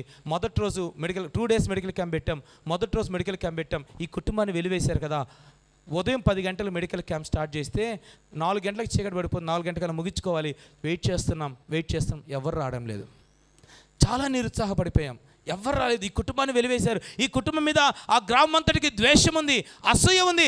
అందుకోసం ఎవరు రావలేదు. మేము చాలా చూసి నిరుత్సాహపడిపోయాం, డీలా పడిపోయాం. ఇంకెవరు రారేమో ప్యాకప్ చేసుకుందాం అనుకున్న సమయంలో చిన్నగా ఒకరి తర్వాత ఒకళ్ళు ఒక 10 మంది వచ్చారు. అంటే రహస్యంగా చీకటి పడుతుండగా ఒకరి తర్వాత ఒకరు రహస్యంగా అక్కడికి వచ్చారు. వైద్యం చేయించుకున్నారు. డాక్టర్లు వాళ్ళకి 10 days కోర్సు, 1 week కోర్సు పెట్టారు. వాళ్ళు ఆ మాత్రలు తీసుకొని రాత్రికి ఇంటికి వెళ్ళిపోయారు. రాత్రి ఒక్క మాత్ర వేసుకున్నారు. వాళ్ళు ఎప్పటి నుంచో బాధపడుతున్నారు మాకు తెలీదు. వారం రోజులు కోర్సు పెడితే ఆ రోజు రాత్రి ఒక్క మాత్ర వేసుకున్నారు. ఇంటికి వెళ్ళి ఆ మాత్ర వేసుకున్న వెంటనే ఆ రాత్రికి ఆ 10 మందికి కంప్లీట్గా దేవుడు స్వస్థతనిచ్చేసాడు. ఏం జరిగిందో తెలుసా? మరుసటి రోజు ఉదయాన్నే లేచి ఈ 10 మంది గ్రామం మొత్తానికి వెళ్ళి చాటింపేశారు. అక్కడికి వచ్చిన డాక్టర్లు మామూలు డాక్టర్లు కాదు రోయ్, మీరు మిస్ చేసుకున్నారు, ఇంకంతే, మీరు రండి అని చెప్పి ఈ 10 మంది వెళ్ళి మరుసటి రోజు ఉదయాన్నే ప్రకటించారు. రెండో రోజు కూడా ఆశ కూర్చున్నాం, వస్తారేమో ఎవ్వరు రావడం లేదు. చిన్నగా చూస్తామంటే చిన్నగా మధ్యాహ్నం 12 గంటల నుంచి ఒక్కొక్కరు గూట్లో నుంచి బయటకు వస్తున్నారు. స్టార్ట్ చేశారు. దాదాపు ఆ రోజు సాయంత్రానికి చీకటి పడిపోయిన తర్వాత కూడా ఇంకా ప్రజలు వస్తూనే ఉన్నారు. 280 మంది వచ్చారు రెండో రోజు. మా దగ్గర మందులన్నీ అయిపోయినాయి. ఇప్పుడు ఇంకేం చేయాలి? ఇంకా పేషెంట్స్ వస్తున్నారు, మందులు రావట్లేదు. లాస్ట్లో ఒక నిలబడి చూస్తూ ఉన్నాడు. మా దగ్గరికి రావడం లేదు. లాస్ట్ నిలబడి చూస్తున్నాడు. పక్కన మా ఫ్రెండ్ చెంపలు తోలే చెప్తున్నాడు, అన్న మా నాన్ని తలని మొండని మేరు చేసిన వ్యక్తి వాడే అన్న. మా నాన్ని 2 ముక్కలు చేసింది వాడే మెయిన్ ప్రధానమైన కారకుడు. ఇప్పుడు లోపలికి వద్దామా రాదా, వస్తే మనం వాడిని ఎలా ట్రీట్ చేస్తామని చెప్పి వాడు అనుకొని అక్కడ నిలబడినట్టున్నాడు అని అన్నాడు. చూద్దాం ఒకవేళ వస్తాడేమో అని ఆశతో అనుకుంటున్నాం. మొత్తానికి వచ్చాడు. ఎందుకంటే ఆప్షన్ లేదు. ఆ రోజు మేము ముచ్చుకొని వెళ్ళిపోతే అతను మళ్ళీ కుదరదు. వచ్చి అతను చెప్తున్నాడు, సార్ నేను 2 సంవత్సరాల నుంచి బాధపడుతున్నాను కడుపు జబ్బుతో. అయితే 1 సంవత్సరం నుంచి కంటిన్యూస్గా 24/7 కంటిన్యూస్గా నాకు పెయిన్ వస్తూనే ఉంది. ఎన్నో మాత్రలు వాడాను, ఎన్నెన్నో ప్రయత్నాలు చేశాను, నాకు తగ్గడం లేదు, నా వల్ల కావడం లేదు అన్నాడు. డాక్టర్ అంటే వినోదాన్ని అడిగాడు, మన దగ్గర ఏం మెడిసిన్ ఉంది? చూస్తే ఏం మెడిసిన్స్ అన్నీ అయిపోయినాయి. లాస్ట్కి ఏదైనా జెలుసులు ఒక్కటే మిగిలింది. అన్న జెలుసులు ఒక్కటే మిగిలింది. పోనీ సిరప్ ఉందా? సిరప్ కూడా లేదు. ట్యాబ్లెట్స్ అవి కూడా 4 ఉన్నాయన్న. మా ఫ్రెండ్ ఏమన్నాడు, ఇప్పుడు మీరు ఆయన కానీ మందులు ఇవ్వలేదు అనుకో, వీళ్ళు దాన్నే మనసులో పెట్టుకొని నాకు ఇవ్వలేదు, నన్ను వేరు చేశారు అంటాడు. మీ ఇష్టం ఏదో ఒక మందు ఇవ్వంటాడు. ఇవ్వడానికి మందులు ఉంటేగా. ఆయనేమో క్రానిక్ డిసీజ్తో బాధపడుతున్నాడు. మా దగ్గర కేవలం చెల్లిసులు, అది కూడా 4 మాత్రలు ఉన్నాయి. ఈ అబ్బాయి అసలు మాకు సువార్త ప్రకటించొద్దు, ప్రార్థన చేయొద్దని చెప్పి అన్నాడు. ఇప్పుడు మాకు వేరే ఆప్షన్ లేదు, ఏం చేయాలి? లాస్ట్లో వచ్చి కూర్చున్నాడు, మాకు ఏదో చేయండి అని అన్నాడు. ధైర్యం చేసి ఆయనకే చెప్పాం నేరుగా, నీకోసం ప్రార్థన చేయమంటావా? ధైర్యం వచ్చింది. ఎక్కడి నుంచి వచ్చిందో తెలియదు. నీకోసం ప్రార్థన చేయమంటావా? ఏమనలేకపోయాడు. సరే సార్ అని అన్నాడు. చిన్న ప్రార్థన చేసి ఈ 4 జెల్లిసులు ఇచ్చి, ఈ మామూలు మాత్రలు కాదు, నువ్వు ప్రార్థన చేసుకు, నువ్వు కూడా చిన్న మాట ప్రార్థన చేయి, నీకు దేవుడు తగ్గిస్తాడులే అని చెప్పి ఇచ్చేసాం. మరుసటి రోజు ఉదయాన్నే వచ్చాడు. ఏమన్నాడు తెలుసా? సార్ మీ క్రిస్టియన్ మందులు భలే పనిచేసే సార్ అన్నాడు. ఏమనాలి? వాస్తవానికి అల్లోపతి మందులు అనాలి, ఇంగ్లీష్ మందులు అనాలి. ఆయన వచ్చి అన్నాడు, సార్ మీ క్రిస్టియన్ మందులు భలే పనిచేసే సార్, సంవత్సరం రోజుల నుంచి నొప్పుతో అల్లాడిపోయాను సార్, ఈ ఒక్క మాత్ర వేసుకుంటే తగ్గిపోయాను సార్. మేము ఇచ్చింది జెల్లుసిలే. సంవత్సరం రోజుల నుంచి బాధపడుతున్నాడు క్రానిక్ డిసీజ్తో. దేవుడు హీలింగ్ ఇచ్చాడు. మాకు అర్థమవుతూ వచ్చింది ఇక్కడ నీడ్ ఉంది. జస్ట్ నేను వినోదం ఇద్దరం మాట్లాడుకున్నటువంటి సమయంలో మాట్లాడుకున్న సమయంలో నేను మనసులో అనుకుంటున్నాను, మనం ఎప్పుడో ఒకసారి వచ్చి మెడికల్ క్యాంప్స్ చేయడం కాదు, వీళ్ళ మధ్యలోకి వచ్చి వీళ్ళతోనే ఉంటేనే వీళ్ళందరినీ మనం ప్రభు కొరకు సంపాదించగలం. ఎలా అబ్బా అనుకుంటుంటే టక్కనే పక్కనటువంటి వినోదం అన్నాడు, అజయ్ మనం ఎప్పుడో ఒకసారి వచ్చి కాదు, ఇక్కడే వీళ్ళ మధ్యనే మనం పర్మనెంట్గా వచ్చి ఉంటే ఎంత బాగుంటుంది. నేను మనసులో అప్పుడే అనుకుంటున్నాను. టక్కన ఆ మాట అన్నాడు. ఆ మాటను నేను టక్కన క్యాచ్ చేసి, నువ్వు వస్తావా? నువ్వు వస్తానంటే చెప్పు, ఐఎమ్ రెడీ. నువ్వు వస్తానంటే చెప్పు, నేను రెడీగా ఉన్నాను, నేను వచ్చేస్తాను అన్నాను. సరే మనిద్దరం ప్రార్థన చేద్దాం, దేవుని చిత్తం అయితే ఇక్కడికి వచ్చి ఒక చిన్న హాస్పిటల్ కడదామా? అప్పుడు నేను అన్నాను, ఓకే మన ఇద్దరం కలిసి ఒక హాస్పిటల్ కట్టి వీళ్ళందరికీ పరిచయం చేద్దాం అని అంటుండగానే 15 సంవత్సరాల క్రితం నేను మరణ పడకలో ఉన్నప్పుడు, ఒక రోగిస్తుడిగా ఉన్నప్పుడు, రేపు బ్రతుకుతానన్న నిరీక్షణ లేకుండా ఉన్నప్పుడు హాస్పిటల్లో పండుకొని ఒక్కొక్క మిషన్ మీద నేను చేయబెట్టి చేసిన ప్రార్థన గుర్తొచ్చింది నాకు. నేను చాలా క్యాజువల్గా ప్రార్థన చేశాను, కానీ దేవుడు దాన్ని చాలా సీరియస్గా తీసుకున్నాడు. అప్పుడు నాకు అర్థమైంది, yes it is a God's will. ఆ రోజు మనం సరదాగా అయితే ప్రార్థన చేశాము, కానీ ఇది దేవుని చిత్తం కాబట్టి ఆ హాస్పిటల్ని మనం ఇక్కడ కడదాము. ఆ రోజు చేసిన ప్రార్థన, ఇప్పుడు మనం ఇక్కడ హాస్పిటల్ కడదాము, హాస్పిటల్ కట్టి దీని ద్వారా వీళ్ళ మధ్యలోనికి మనం పరిచర్యకు వెళ్దామని తీర్మానం చేసుకున్నాం. కానీ మాకున్న పెద్ద సమస్య ఏంటంటే, నాకు తెలుసు 200% నా భార్య నాతో పాటు రాదు. 200% నా బలమైన నమ్మకం. ఎందుకంటే నా భార్య ఎన్నోసార్లు చెప్పింది, నెల్లూరులో పుట్టాను, నెల్లూరులో పెరిగాను, నెల్లూరులోనే చదువుకున్నాను, చాలా తెలివిగా నెల్లూరులోనే చూసి మరీ నేను పెళ్లి చేసుకున్నాను, రేపు చస్తే కూడా నెల్లూరులోనే చస్తాను కానీ నెల్లూరు విడిచిపెట్టి రానని అనేకమైన సార్లు చెప్పింది నాకు. ఒకవేళ దేవుని పరిచర్యతో బయటకు రావాల్సి వస్తే అంటే నిన్నన్నా వదిలేస్తాను కానీ నెల్లూరుని మాత్రం విడిచిపెట్టినాను ఎన్నోసార్లు చెప్పింది నాతో. సో ఈ అమ్మాయి నార్మల్ వ్యక్తి కాదు, తను ఏబీవీపీ లీడర్, ఆర్ఎస్ఎస్ భావజాలం కలిగిన వ్యక్తి, ఒక హైందవరాలు, క్రైస్తవులు బహుభయంకరంగా ద్వేషించింది, అసహించుకుంది. పాస్టర్లు అంటే ఇంకా ద్వేషం, అసలు క్రైస్తవులు భారతదేశంలో ఉండకూడదు, క్రైస్తవులందరినీ భారతదేశం తరిమేయాలి అని కంకణం కట్టుకొని కూర్చుంది. తన డిగ్రీ వరకు కూడా భారతదేశంలో క్రైస్తవులు నేనే దేవుడు అంటాడేంటినా, ఇంక మా దేవుళ్ళందరూ దేవుళ్ళు కదా అని చెప్పి అసహించుకొని ద్వేషించినటువంటి వ్యక్తిని దేవుడు తర్వాత, అంటే మనం దేవుని ఎంత ద్వేషించినా ఆయన మనం అంత ప్రేమించే గొప్ప దేవుడు కదా. ఆమె డిగ్రీకి వచ్చిన తర్వాత, పీజీలోకి వచ్చిన తర్వాత దేవుడు ఆమెను పట్టుకున్నాడు, ఆమె రక్షించబడింది. ఏ సేవకునైతే అసహించుకుందో అదే సేవకుని వివాహం చేసుకుంది. ఏ భారతదేశం నుంచి క్రైస్తవులందరినీ తరిమేయాలని కంకణం కట్టుకొని కూర్చుందో అదే భారతదేశాన్ని ఈరోజు ప్రభు కొరకు సంపాదించాలని తీర్మానం చేసుకొని ఈరోజు నాతో పాటు అస్సాం రాష్ట్రానికి వచ్చి 2 చంటి పిల్లల్ని పెట్టుకొని ఇప్పుడు నాతో పాటు మిషనరీ పరిచయం ఆమె కొనసాగుతుంది. నాకు 2 పాపలు, పెద్ద పాప 5వ క్లాసు, చిన్న పాప నర్సరీ. మా ఇద్దరికి తెలుసు దేవుని పిలుపు అంటే ఏంటో, మిషనరీ పిలుపు అంటే ఏంటో. నా బిడ్డలకు తెలియదుగా, నా బిడ్డలకు తెలీదు. మా నాన్న నెల్లూరులో ఉన్నాడు, మాకు మంచి ఇల్లు ఉంది, ఆడ ప్రశాంతంగా ఉన్నాం, అన్నిటిని విడిచిపెట్టి మా నాన్న తీసుకొచ్చి మమ్మల్ని ఇక్కడ గుడిసింట్లో పెట్టేశాడు. ఈ గుడిసింట్లో ఎక్కడ చూసినా పురుగులే, కప్పలే, పాములే. ఎన్నోసార్లు నా భార్య అక్కడ అంట్లతో లేచి పక్కకు వస్తే ఆడ పాము ఉండేది, నేను వెళ్ళి కొట్టేవాడిని. నా బిడ్డలు ఆడ ఆడుకొని వస్తే ఆడ పాము ఉండేది, ఆ పామును కొట్టేసేవాళ్ళం. ఎన్నోసార్లు ఆ ప్రాంతంలో మీద రైనోస్ అటాక్ చేస్తుండే, సింగిల్ హార్న్ రైనోస్ అస్సాంలో మాత్రమే అవి వస్తుండేవి, అటాక్ చేస్తుండే, మనుషుల్ని చంపేస్తూ ఉండేవి. ఇక వాళ్ళ ఫుడ్ విషయానికి వస్తే అది, ఇక కరెంటు విషయానికి వస్తే అసలు మరీ దారుణం. మాకు రోజులో 22 గంటలు కరెంటు ఉండదు, మిగిలిన 2 గంటలు కూడా ఎప్పుడు కరెంటు ఉంటుందో తెలియదు, ఎప్పుడు పోతుందో తెలియదు. ఒక్కొక్కసారి కరెంటు పోతే 2 రోజులు, 3 రోజులు, 4 రోజులు కూడా కరెంటు రాదు. 4 రోజులు కూడా కరెంట్ రాదు. ఈ ఎస్పెషల్లీ జూలై ఆగస్టులో అయితే హ్యూమిడిటీ భయంకరంగా ఉంటుంది, లోపలేమో కరెంట్ ఉండదు, ఇన్వర్టర్ కంప్లీట్గా డెడ్ అయిపోయి ఉంటుంది, ఏమి చేయాలో తెలియదు. కొన్నిసార్లు నాకు చిన్న కారు సెల్యూరియో కారు సెకండ్స్లో తీసుకున్నాను. దేవుని కృపను బట్టి కొంతమంది చేసినటువంటి సహాయాన్ని బట్టి ఆ సెల్యూరు కారులోకి వెళ్ళి రాత్రులు నా బిడ్డలను తీసుకొని వెళ్ళిపోయి ఆ కారులో కూర్చోబెట్టి ఏసీ ఆన్ చేసి వాళ్ళు నిద్రపోయేంతవరకు అలా ఉండి మళ్ళీ తర్వాత తీసుకొని వాళ్ళని రూమ్లో పండేసుకునే వాళ్ళం. కరెంట్ ఉండదు మాకు. 4-5 రోజులు, కనీసం ఒకసారి 6-7 రోజులు కూడా మాకు కరెంట్ ఉండదు తీసేస్తే. సో పురుగులు, కప్పలు, పాములు ఎక్కడ చూసినా మాతో పాటే సహజీవనం చేస్తూ ఉంటాయి. నా పెద్ద పాప దాదాపు సంవత్సరం రోజులు ఒక పేపర్ తీసుకొని వచ్చి ఇచ్చేది. అందులో ఏముంటుందంటే ఐ హేట్ మై డాడీ అని ఉంటుంది. ఎందుకు పాప అంటే, నువ్వు మమ్మల్ని నెల్లూరు నుంచి తీసుకొని వచ్చేసేగా, నువ్వు నెల్లూరు తీసుకొని వెళ్ళిపోయానుకో అప్పుడు ఐ లవ్ యూ డాడీ అని చెప్తాను. అప్పుడు దాకా ఐ హేట్ యూ డాడీ, నువ్వంటే మాకు ఇష్టం లేదు డాడీ. చిన్న పాపకు తెలియదు అన్నీ. చిన్న పాప పెద్ద పాపతో కలిసి డాడీ నేను కూడా ఐ హేట్ యూ, ఎందుకంటే మమ్మల్ని నెల్లూరు తీసుకెళ్ళిపోయానుకో నేను కూడా నీకు ఐ లవ్ యూ చెప్తా అనేది.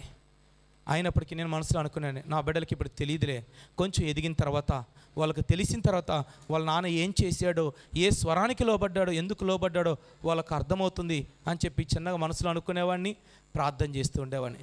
ఆ విధంగా అయిపోతుంది. ఇప్పటికి 2 సంవత్సరాలు అయిపోయింది. 2 సంవత్సరాల్లో మేము వాళ్ళ మధ్యలో నుండిపోయాం. ఇప్పుడు దేవుడు మాకు ఎలా కృప చూపించాడంటే 2 సంవత్సరాలు గడిచే సమయానికి మొన్న ఈ మధ్య మేము కూడా ఒక చిన్న ఇల్లు కట్టుకున్నాం, బ్యాంబూస్తోనే ఒక హౌస్ కట్టుకున్నాము.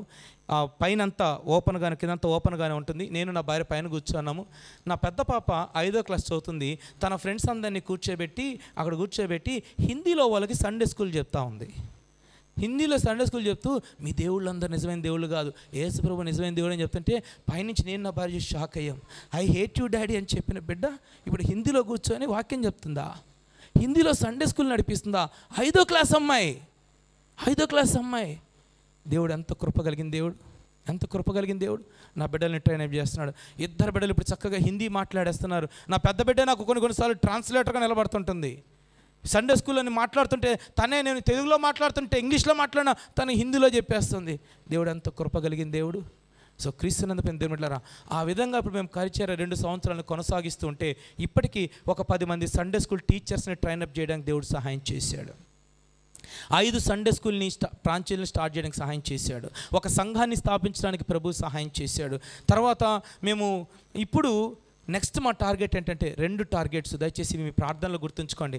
ఒకటి, మేము నెక్స్ట్ మిషన్ హాస్పిటల్ స్టార్ట్ చేయాలి. డాక్టర్స్ వస్తున్నారు, రెగ్యులర్గా మేము మెడికల్ క్యాంప్స్ చేస్తూనే ఉన్నాం. మీకు తెలుసు, డాక్టర్ కిషోర్ అనేకసార్లు ఇక్కడి నుంచి వచ్చాడు, ప్రతి సంవత్సరం వస్తూనే ఉంటాడు.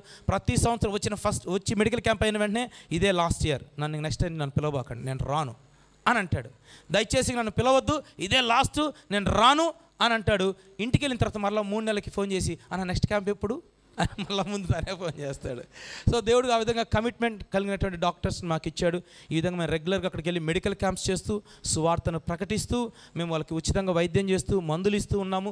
భవిష్యత్తులో ఇప్పుడు నెక్స్ట్ డాక్టర్ వినోద్ అన్న గారు అక్కడికి వచ్చేస్తే మేము ఒక చిన్న గుడిసిల్లు వేసుకొని హాస్పిటల్ కట్టాం. స్టార్టింగ్ ఒక చిన్న గుడిసి వేసుకొని దాంట్లోనే ఒక చిన్న మిషన్ హాస్పిటల్ స్టార్ట్ చేసి దాని ద్వారా మేము మిస్సింగ్ ట్రైబల్స్ని రీచ్ అవ్వాలి. మాకున్న సమస్య మిస్సింగ్ ట్రైబల్స్తో కాదు, ఇప్పుడు మా పక్కన దెబ్రీ ట్రైబల్స్ ఉన్నారు, వీళ్ళు మాకు అతిపెద్ద సమస్య. దెబ్రీ ట్రైబల్స్ ఉన్నారు. ఈ రోజు కూడా ఒక్క సువార్తికుడు అక్కడికి వెళ్ళలేదు, ఒక్క వ్యక్తికి సువార్త ప్రకటించబడలేదు. వాళ్ళు కనీసం యేసయ్యను గురించి తెలియదు. ఈరోజు కనీసం వాళ్ళు ఏ దేవుణ్ణి ఆరాధన చేస్తారో, ఎలా ఆరాధన చేస్తారో కూడా తెలియదు. రహస్యంగా అడవుల్లోకి వెళ్తారు, రహస్యంగా వర్షిప్ చేస్తారు, వాళ్ళు బయటకు వస్తారు. కనీసం వాళ్ళు వెళ్ళే మార్గంలో నేను కోడిని దొక్కి చంపేస్తే అవసరమైతే ఆ కోడి కోసం నా ప్రాణం తీసేస్తారు. వాళ్ళకి నా ప్రాణం కంటే, ఒక మనిషి ప్రాణం కంటే ఒక కోడి ప్రాణం అత్యంత విలువైనటువంటిది. సో వీళ్ళని మేము చేరుకోవాలంటే ఇప్పుడు నేను డైరెక్ట్గా సువార్త తీసుకెళ్ళి చేరుకుంటానా? కానీ డాక్టర్స్ ద్వారా ఇది సాధ్యమవుతుంది, మెడికల్ మినిస్ట్రీ ద్వారా ఇది సాధ్యమవుతుంది. అప్పుడు మెడికల్ హాస్పిటల్ ఉంటే మేము వాళ్ళ దగ్గరికి వెళ్ళాల్సిన అవసరం లేదు, వాళ్ళే మా దగ్గరికి వస్తారు. ఇది ఒక చిన్న ఆశ. తర్వాత మా పక్కన ఆదివాసీలు ఉన్నారు, వీళ్ళ దగ్గర కూడా మాకు చేరుకోవడానికి కష్టంగా ఉంది. నేపాలీలు ఉన్నారు, అస్సామీస్ ఉన్నారు, వీళ్ళందరి మధ్యలోకి మేము చేరుకోవాలి. అహోమ్ అనేటువంటి ట్రైబ్ ఉంది, ఈ అహోమ్ అనేటువంటి ట్రైబ్ స్పిరిట్స్ని ఆరాధన చేస్తారు. మరి వీళ్ళందరూ మేము రీచ్ అవ్వాలంటే మాకు అక్కడ మిషన్ హాస్పిటల్ అవసరత చాలా ఉంది. సో దయచేసి అక్కడ మేము మిషన్ హాస్పిటల్ స్టార్ట్ చేయగలిగినట్లుగా మీ ప్రార్థనలో జ్ఞాపకం చేసుకోండి. తర్వాత అక్కడ బైబిల్ ట్రైనింగ్ లేదు, ఎవరు సేవకులు లేరు. నెక్స్ట్ జనరేషన్ లీడర్స్ మేము తయారు చేయాలంటే మాకు కష్టమైపోతుంది. మేము భవిష్యత్తులో ఇంకా చాలామంది సేవకులను తయారు చేయాలి. అనేకమైన ప్రాంతాల్ని మేము రీచ్ అవ్వాలంటే మాకు కష్టమవుతుంది. అందుకని ఇప్పుడు వెళ్ళిన వెంటనే అదిగోండి, మీకు కనిపించడం లేదు, అక్కడ ఒక బ్యాంబూస్తోనే ఒక చిన్న టెంపరీ హౌస్ని మేము స్టార్ట్ చేసి దాంట్లో ఒక బైబిల్ కాలేజ్ స్టార్ట్ చేయాలి. స్పోకెన్ ఇంగ్లీష్ క్లాసెస్ పెట్టాలి. తద్వారా స్పోకెన్ క్లాసెస్ ద్వారా మేము కొంతమంది యవనస్తుల్ని సంపాదించాలి. మరి సంఘముగా మీరు ఏం చేయగలగచ్చు అంటే, నెంబర్ 1 మీరు ప్రార్థన చేయొచ్చు. నెంబర్ 2 మీలో మెడికల్ ఫీల్డ్ ఎవరైనా ఉంటే వాళ్ళు కూడా ఈ మెడికల్ క్యాంప్స్కి వచ్చి మాకు హెల్ప్ చేయొచ్చు. పర్మనెంట్గా వచ్చేమని మళ్ళీ భయపెట్టను, నేను భయపడాల్సిన అవసరం లేదు. ఒకవేళ ప్రభు మీకు అలాంటి ప్రేరేపణ భారం ఇస్తే అది వేరే విషయం. కానీ అప్పుడప్పుడైనా మీరు మెడికల్ క్యాంప్స్కి రావచ్చు. ఈవెన్ నర్స్ కానీ లేకపోతే డాక్టర్స్ కానీ మీరు మాకు మెడికల్ క్యాంప్స్లో మీరు మాకు హెల్ప్ చేయొచ్చు. తర్వాత ఈ మిషన్ హాస్పిటల్ విషయంలో కూడా మీరు ప్రార్థనలో చేయొచ్చు. స్పోకెన్ ఇంగ్లీష్ చెప్పగలిగినటువంటి టీచర్స్, హిందీ వచ్చిన వాళ్ళు ఉంటే వాళ్ళు కూడా మనం సంప్రదిస్తే మిమ్మల్ని కూడా పర్మనెంట్గా నేను అక్కడ ఉంచను, భయపడద్దు. మీరు మంత్లో ఒక 1 వీక్ 10 డేస్ కానీ మీరు మమ్మల్ని సమర్పించుకుంటే స్పోకెన్ ఇంగ్లీష్ క్లాసెస్ అని పెడితే చాలామంది యవనస్తులు వస్తారు. తద్వారా మేము స్పోకెన్ క్లాస్ పెట్టుకొని యవనస్తులు మేము పట్టుకోవడానికి అది మాకు హెల్ప్ఫుల్ అవుతుంది. నేను అక్కడికి వెళ్తున్నప్పుడు అడుగుతున్నారు, నువ్వేం చేస్తావు? నేను పాస్టర్ అని చెప్తే తరిమేస్తారు, మిషనరీని అని చెప్తే తరిమేస్తారు. అస్సాం గవర్నమెంట్ కంప్లీట్గా రూల్స్ అండ్ రెగ్యులేషన్స్ మార్చేసింది. ఎవరు కూడా బయట నుంచి వచ్చిన వాళ్ళు ఉండకూడదు. ఈవెన్ క్రిస్టియానిటీకి సంబంధించిన వస్త్రధారణ ఉండకూడదు. ఎక్కడ కూడా సువార్త ప్రకటించకూడదు. బహిరంగంగా బాప్తిస్మాలు ఇవ్వకూడదు అని అనేకమైన రూల్స్ అండ్ రెగ్యులేషన్స్ పెట్టింది. ఇప్పుడు మేము అక్కడ తిరగడం, మనుగడ సాగించడం కూడా కష్టమైపోయింది. ఏం చేయాలి ప్రభు అని ఆలోచన చేస్తే ప్రభు ఒక చిన్న తలంపు ఇచ్చాడు. ఆ తలంపును బట్టి వెళ్ళిపోయి వెంటనే లా కాలేజీలో జాయిన్ అయిపోయాను. ఇప్పుడు అస్సాం జోర్హట్ లా కాలేజ్లో నేను సెకండ్ ఇయర్ చదువుతున్నాను. ఇప్పుడు నేను బయట అడిగారు అనుకో, నేను లా కాలేజ్ స్టూడెంట్ అని చెప్తా. నా జోలికి ఎవరు రారు. నేను లా కాలేజ్ స్టూడెంట్, ఇదిగో ఐడి కార్డ్. కానీ చేసేదేమో సువార్థికుని పని, మిషనరీ పరిచర్య. క్రీస్తునందు ప్రియమైన దేవుని బిడ్డలారా, ఈ విధంగా మేము ముందుకు వెళ్తున్నాం. ఒక మాటను నేను జ్ఞాపకం చేసి నేను ముగించాలని ఇష్టపడుతున్నాను. చూడండి ఒకసారి పరిశుద్ధ గ్రంథంలో నుంచి అపోస్తలుడైన పౌలు ఫిలిప్పీ సంఘానికి రాసిన పత్రిక 3వ అధ్యాయము 22వ వచనం చదువుతున్నాను. అపోస్తలుడైన పౌలు ఫిలిప్పీ సంఘానికి రాసిన 3వ పత్రిక 22వ అధ్యాయం 21వ వచనం. అందరూ తమ సొంత కార్యములను చూచుకొనుచున్నారు కానీ యేసుక్రీస్తు కార్యములను చూడరు. అందరూ ఏం చేస్తున్నారంట? తమ సొంత కార్యములనే చూసుకొనుచున్నారు. ఎంత సంపాదించాలి, ఎక్కడ ఇల్లు కట్టుకోవాలి, ఎంత మంచి కారు కొనుక్కోవాలి, ఎక్కడ సెటిల్ అయిపోవాలి, ఎవరిని పెళ్లి చేసుకోవాలి, ఎంతమంది బిడ్డలను కనాలి, కంఫర్టబుల్ లైఫ్. అందరూ కూడా తమ గురించి ఆలోచన చేసుకున్నారు. ఈవెన్ దేవుని దగ్గరికి వచ్చినా కానీ దేవుడు మాకేమిచ్చాడు అనుకుంటున్నారు. కానీ నేను దేవుని కోసం ఏం చేయాలి, నేను దేవుని కోసం ఏం చేయగలను, దేవుని గురించి ఎవరు ఆలోచన చేయడం లేదు. ఏదో ఒక చిన్న పని చేసి, ఏదో ఒక 100 రూపాయలు ఇచ్చేసి, ఏదో ఒక 1000 రూపాయలు ఇచ్చేసి సాటిస్ఫై అయిపోతున్నారు. ఎస్, నేను దేవుని కోసం అది చేసేసాను అని. అందరూ దేవుని కోసం డబ్బులే ఇచ్చేవాళ్ళు అయితే మరి పనిచేసే మనుషులేరి? దేవునికి మనీ అవసరం కాదని నేను చెప్పడం లేదు పరిచర్యకి, కానీ మెన్ కూడా అవసరమే. అందరిని సంపాదించి డబ్బులే ఇస్తానంటే మరి నిలబడి చేసేవాళ్ళు ఎవరు? నన్ను అంటుంటారు ఎంతోమంది, అయ్యా నీ తల్లి ధన్యురాలయ్యా, నేను సేవకు సమర్పించుకుంది. నేను అంటాను, అమ్మ అయితే నువ్వు కూడా ధన్యురాలు కావు, నీ బిడ్డను పంపించు. నా బిడ్డను ఇంజనీర్ చేశానులేయ్యా, నా బిడ్డను డాక్టర్ని చేశానులేయ్యా. ఇతర తల్లులేమో ధన్యురాలుగా ఉండాలి, వాళ్ళు మాత్రం ఆ ధన్యురాలు అనే స్టేజ్లోకి వాళ్ళు రావడానికి ఇష్టపడరు. క్రీస్తునందు ప్రియమైన దేవుని బిడ్డలారా, అందరూ తమ సొంత కార్యములు చూసుకొనిచున్నారు కానీ యేసుక్రీస్తు కార్యములు ఎవరు చూడడం లేదు. మీరు ఇంటికి వెళ్తారో చదువుకోండి. ఈ మాట స్టేట్మెంట్ చేయడానికి ముందు తిమోతిని పరిచయం చేస్తాడు. ఈ స్టేట్మెంట్ అయిపోయిన తర్వాత ఎపఫ్రోదితుని పరిచయం చేస్తాడు. వీళ్ళిద్దరిలో ఒక స్పెసిఫిక్ యూనిక్ ఏంటో తెలుసా? వీళ్ళిద్దరు కూడా కమిట్మెంట్ కలిగి. అంటే ఒక మాటలో చెప్పాలంటే పౌలు అంట కూర్చొని ఆలోచన చేస్తున్నాడు, ఫిలిప్పీ సంఘం గురించి ఎలా ఉందో, ఏం చేస్తుందో, అక్కడికి ఎవరైనా పంపిస్తే బాగుంటుంది. పౌలు ఎక్కడున్నప్పుడు జైల్లో ఉన్నాడు, చెరసాల్లో ఉండి ఫిలిప్పీ సంఘం ఎలా ఉందో, ఏం చేస్తుందో, అక్కడికి ఎవరైనా పంపిస్తే బాగుండో అని చెప్పి ఆలోచన చేస్తూ అలా చూస్తుంటే పక్కన తిమోతి కూర్చునంట. తిమోతి ఏం ఆలోచన చేస్తున్నా? సార్ ఫిలిప్పీ సంఘం గురించి ఆలోచన చేస్తున్నాను సార్, ఎలా ఉందో సార్. అందుకే పౌలు అంటాడు, ఇదిగో ఇతని వంటి వాడు మీ గురించి నా వల్ల చింతించేటువంటి వాడు ఇతను తప్ప ఇంకెవరు కూడా లేరు. తిమోతి కూడా నేను ఎలాగైతే సంఘం గురించి చింతిస్తున్నానో, దేవుని పని గురించి చింతిస్తున్నానో, తిమోతి కూడా అలాగే చింతిస్తున్నాడు. అందుకోసమే తిమోతిని శీఘ్రంగా మీ దగ్గరకు పంపిస్తున్నాను అంటాడు. ఆ తర్వాత ఎపఫ్రోదితుని పరిచయం చేస్తాడు. ఎపఫ్రోదితు ఓకేనా. ఫిలోమోను ఐ థింక్ ఫిలిపి పట్టణం అనుకుంటాను, క్షమించండి, తర్వాత వీరైతే సాయంత్రం. సో ఆ పట్టణంలో కూర్చున్నప్పుడు ఫిలిపి ప్రాంతం నుంచే ఆ సంఘస్థులు అనుకుంటున్నారంట, అరే పౌలు రోమా చెరసాలలో బంధించబడినాడు, ఖైదీగా ఉన్నాడు, అతనికి మనం ఏదైనా సహాయాన్ని పంపిస్తే బాగుంటుంది, ఎవరి చేత పంపిద్దాం అనుకుంటుంటే ఎప్పటి టక్కన లేచి ఐఎమ్ రెడీ, నేను వెళ్తాను. ఎపఫ్రోదితును అనుకున్నంత విషయం కాదు, అదేం పక్కనే లేదు, చాలా దూరం ఉంది, చాలా దూరం ప్రయాణం చేయాలి, అతడు రోములో ఖైదీగా ఉన్నాడు. ఎస్ పర్లేదు, నేను వెళ్తాను. నువ్వు వెళ్తే మరలా క్షేమంగా తిరిగి వస్తావో తెలీదు, ఎప్పుడు వస్తావో తెలీదు, అయినా పర్లేదు నేను వెళ్తాను. మరలా నీ భార్య బిడ్డలను చూస్తావో లేదో, అయినా పర్లేదు నేను వెళ్తాను. సో కాబట్టి సంఘం ఏం చేసిందంటే ఎపఫ్రోదితుని అనుకొని పౌలు దగ్గరికి పంపించింది. పౌలు అక్కడ ఏమంటాడంటే చూడండి, నేను ముగిచ్చేస్తాను, కరెక్ట్ ఒక 5 నిమిషాలు ముగిచ్చేస్తాను.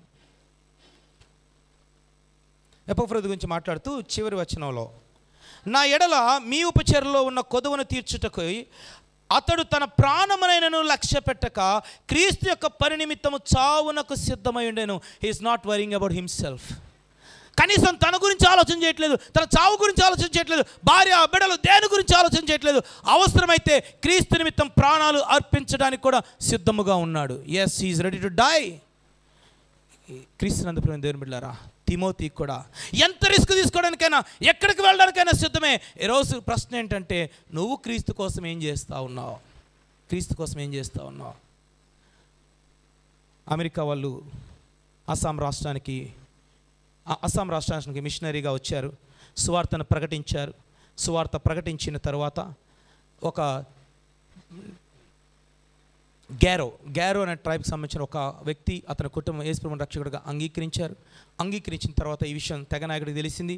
అందరిని ఇలా పిలిచి వాళ్ళని మధ్యలో కూర్చోబెట్టి వాళ్ళని ఒక ప్రశ్న అడిగాడు.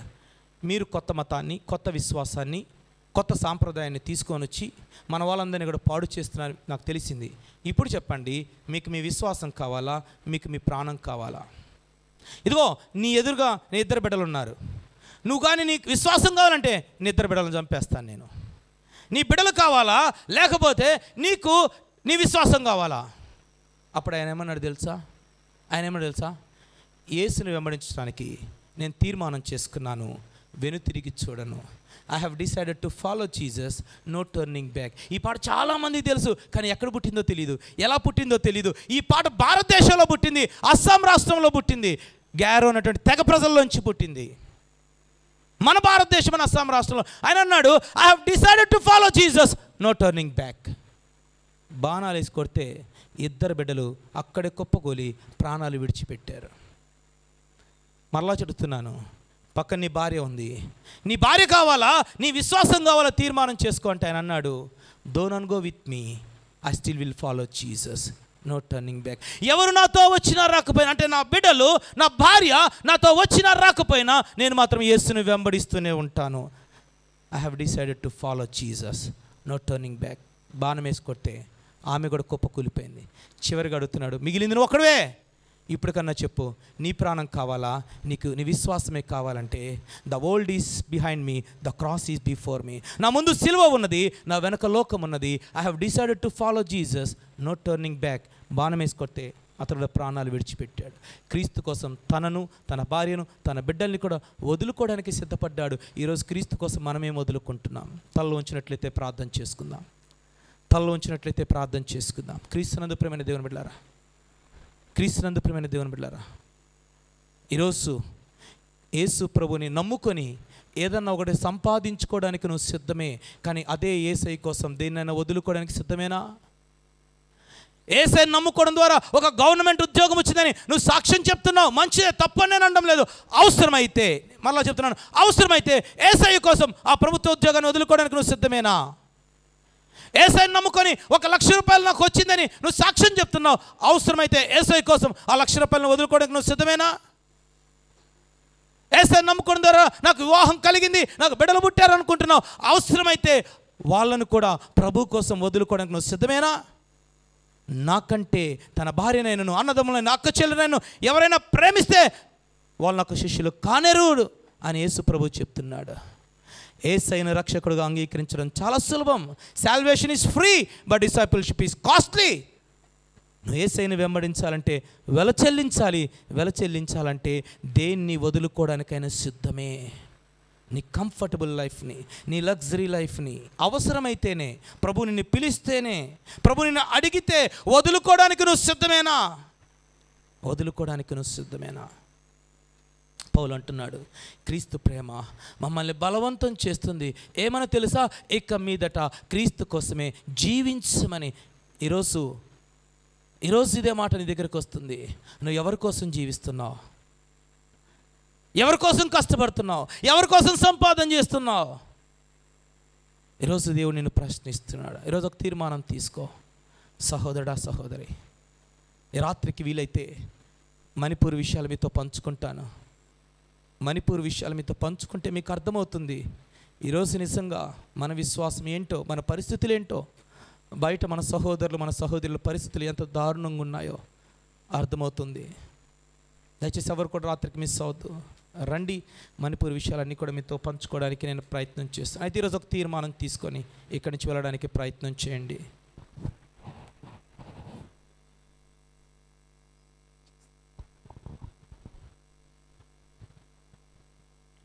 తల వంచుదాం, ప్రార్థన చేసుకుందాం, పరీక్షించుకుందాం, పరిశీలించుకుందాం. ప్రభువారు మన ఎదుట సవాళ్ళు ఉంచారు. క్రీస్తు ప్రేమ బలవంతం చేస్తూ ఉంది. క్రీస్తు కొరకు జీవిస్తామా? మన కొరకు జీవిస్తామా? దేవుని పని చేస్తామా? మన పని చేస్తామా? సొంత కార్యాలా? ప్రభు కార్యాలా? ప్రభు ఏమి ఇవ్వలేదు అని అనుకుంటున్నామా? మనం ఇచ్చిన వాటిని బట్టి ప్రభుకి ఏమి ఇవ్వాలనుకుంటున్నామా? ప్రార్థన చేసుకుందాం. ఎవరికి వాళ్ళు వ్యక్తిగతంగా పరీక్షించుకొని, పరిశీలించుకొని, ప్రభు కోరుకున్న జీవితం, ప్రభు చిత్తం చేస్తున్నామా? ప్రభు కోరిన జీవితాన్ని మనం జీవిస్తున్నామా? మనం కోరిన జీవితాన్ని మనం జీవిస్తున్నామా? మన ఇష్టాన్ని నెరవేర్చుకోవడానికి ఇష్టపడుతున్నామా? ప్రభు ఇష్టాన్ని నెరవేర్చడానికి ఇష్టపడుతున్నామా?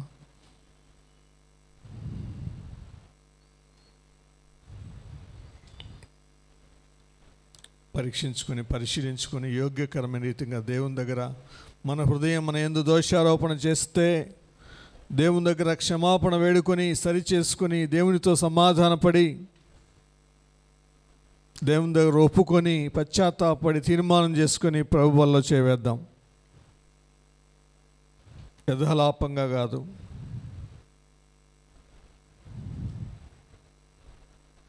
ఆసక్తితో, ఆత్మలో తీవ్రతతో